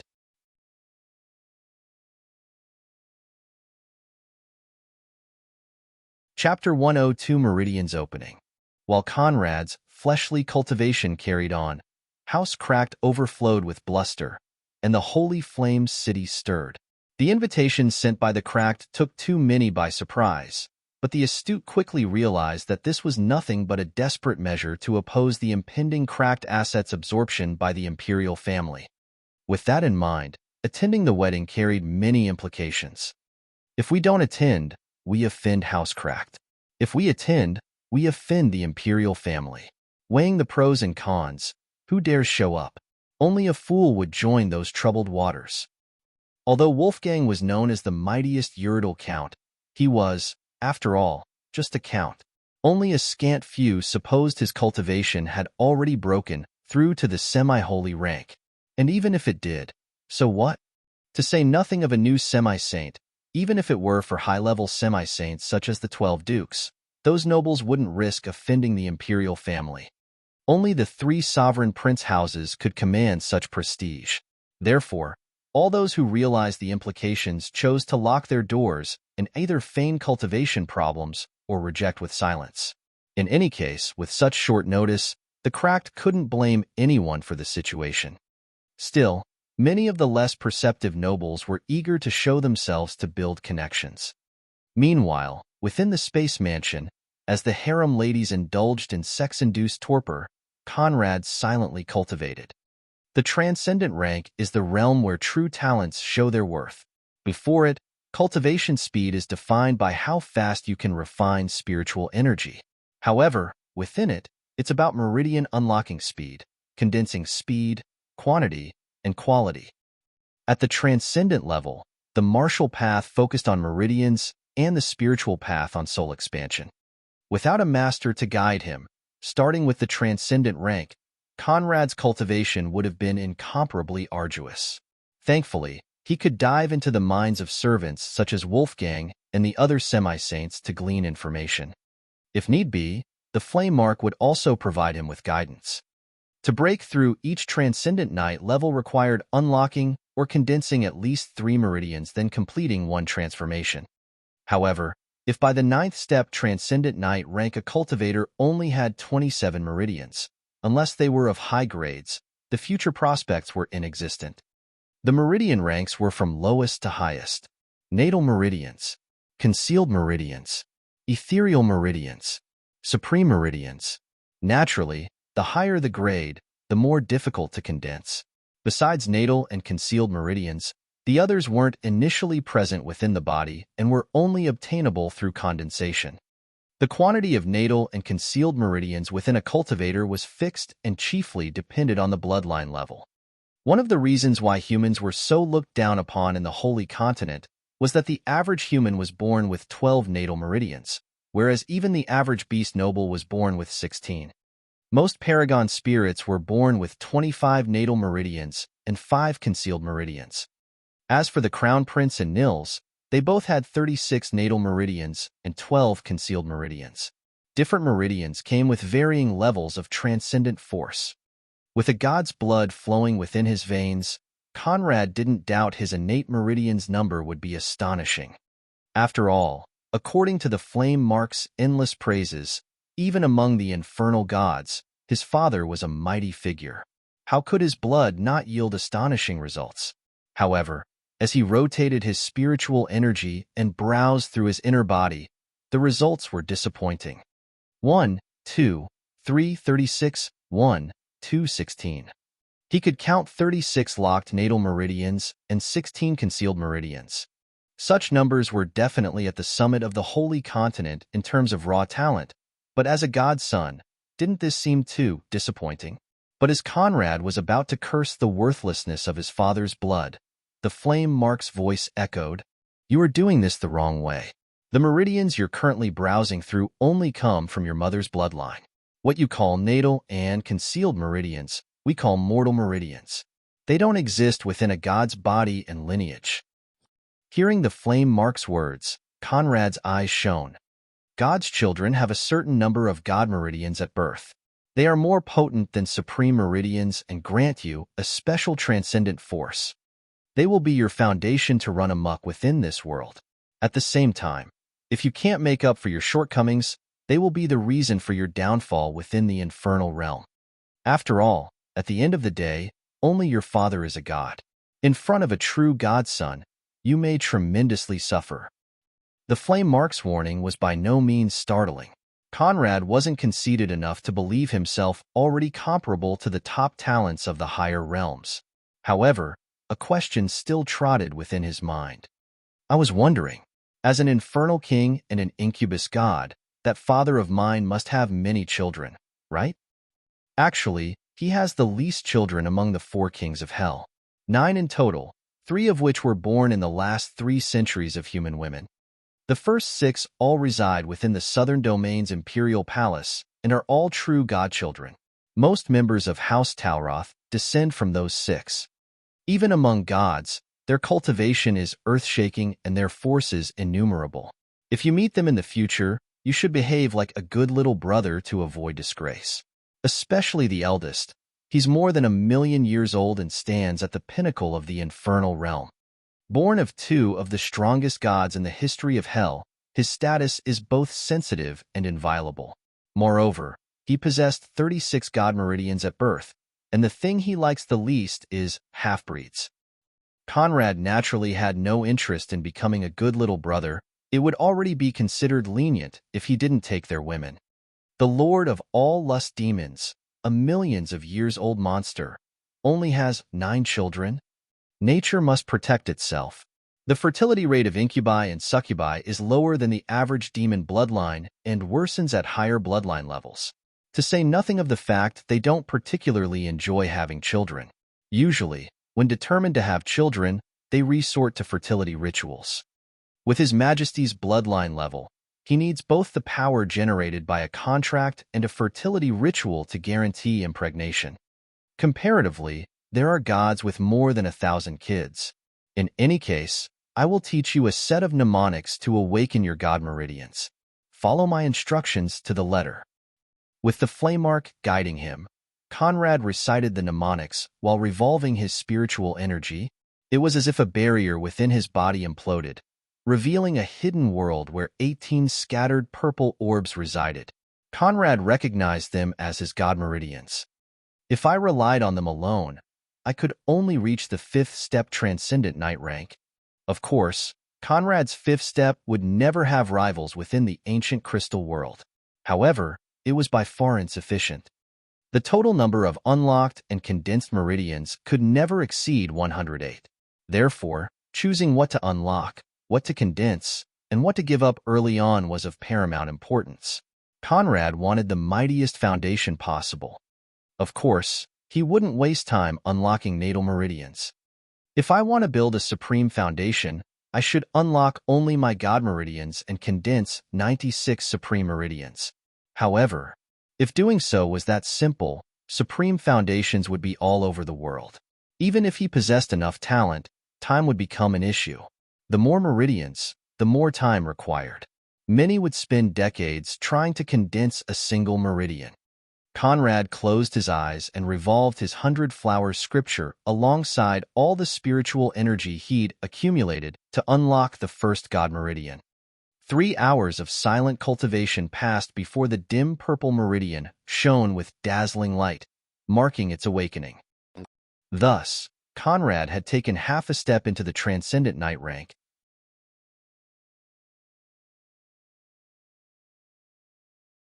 Chapter 103, Eternal Partnership. Even with that simple half-step, Conrad's strength sharply rose. Today, if he met the same accursed Stolas beast, he could obliterate it with one finger. Moreover, and although he lacked an accurate way to judge his current strength, he firmly believed that mid-stage transcendent-level experts and below would crumble in a single blow. As for those high-level transcendent rank experts, only after fighting one would he know where he currently stood. Conrad's eyes opened to the sight of Ileana silently standing by his side. "You seem a bit different," she muttered while observing the aura fluctuating around him. "How so?" "Your aura is more overbearing." Conrad restrained the pressure within his god meridian and stood up. "As for you, you look concerned." There was indeed a hint of concern within Ileana's eyes, and regardless of how hard she tried to suppress it, she couldn't. "Actually, it is nothing much. I just have misgivings." She paused, pulling in a deep breath to recompose her thoughts. "I know it's just to deceive the Imperial family. I know it's with you, but at the end of the day, the name Conrad will not be on the contract. We are not truly getting married." Said coarsely, "This wedding is nothing but a sham. And that bothers me." The opportunity had finally knocked on the door. Conrad prevented his lips from curling into a victorious smile, maintaining a calm, understanding gaze on Ileana.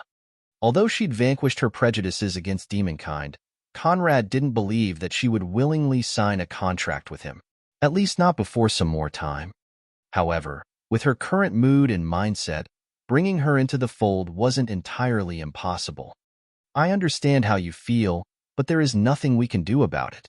This is the only way to protect you from the Imperial family's grasp. I wish there were a way for us to have a genuine exchange of vows, but unless— No, never mind." Conrad stopped, mustering all the acting skills he'd cultivated to present a face of genuine dismay. Feeling that he was holding back words, Ileana pursued. "Unless what? Finish what you were about to say." "Sigh. We could do this in the way of demons and sign a partnership of equals, to forever be bound to one another. You will become a true member of my household, and we shall share mind and blood. To my knowledge, there is no truer pledge." However what? Ileana urged, barely able to maintain her composure.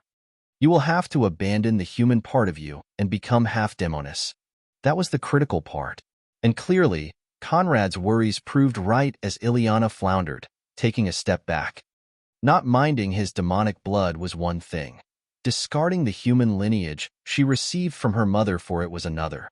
While Zamira would never hesitate was she given the chance, Ileana was, after all, not from the barbarian continent. She didn't possess their mindset. But at the same time, she didn't wish to hurt Conrad's feelings with her refusal.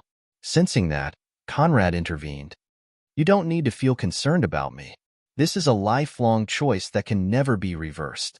I'm not so petty as to take offense if you refuse or coerce you into accepting. Do it only if you want to." Hearing him, Ileana softened, taking some time to examine the question.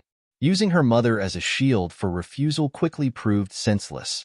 As a former barbarian chieftain, if they exchanged places, the cracked matron would never hesitate. Now the question was if she was willing to abandon that part of herself to forever be bound to Conrad in the most absolute of pledges. A marriage contract could be broken at any time, but if their lifespans allowed it, theirs could endure an eternity. What was there to hesitate about? The more Ileana thought, the more it seemed reasonable, and the more eager she became for the contract. After a few minutes of inner struggles and pacing back and forth, she stopped right in front of Conrad with her determined gaze staring into his. "Very well, let's do it." As soon as those words left her lips, Conrad could no longer restrain his smile. "Good. Very good." Without further ado, Conrad cut his lips, causing blood to trail down his chin and paint his mouth in red. He then waved his hands and conjured 5 purple pentagrams that floated around the two of them. Ileana cracked, stepped forward.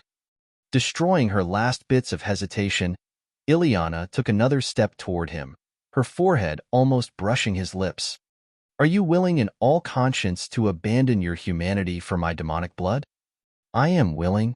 Are you willing in all conscience to forsake your lineage and ancestry for the right to join my household? I am willing.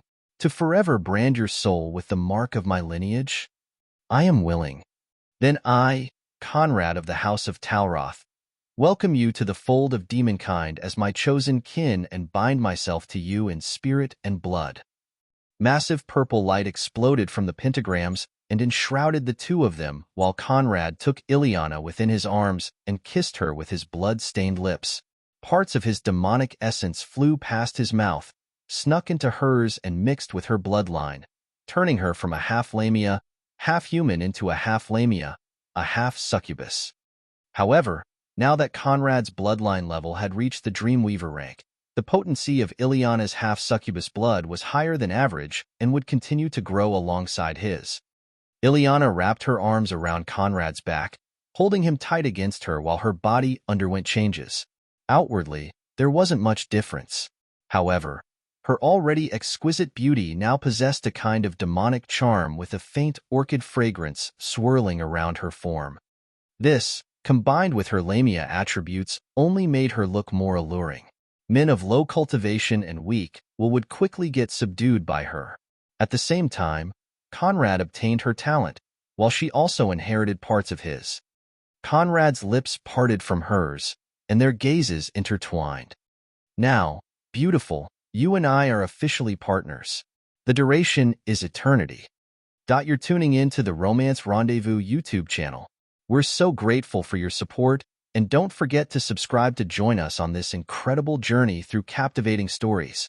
Your generosity through donations truly makes a world of difference, as it's the primary source of revenue that allows me to expand and enhance this channel for you. Thank you from the bottom of my heart for being a part of this adventure.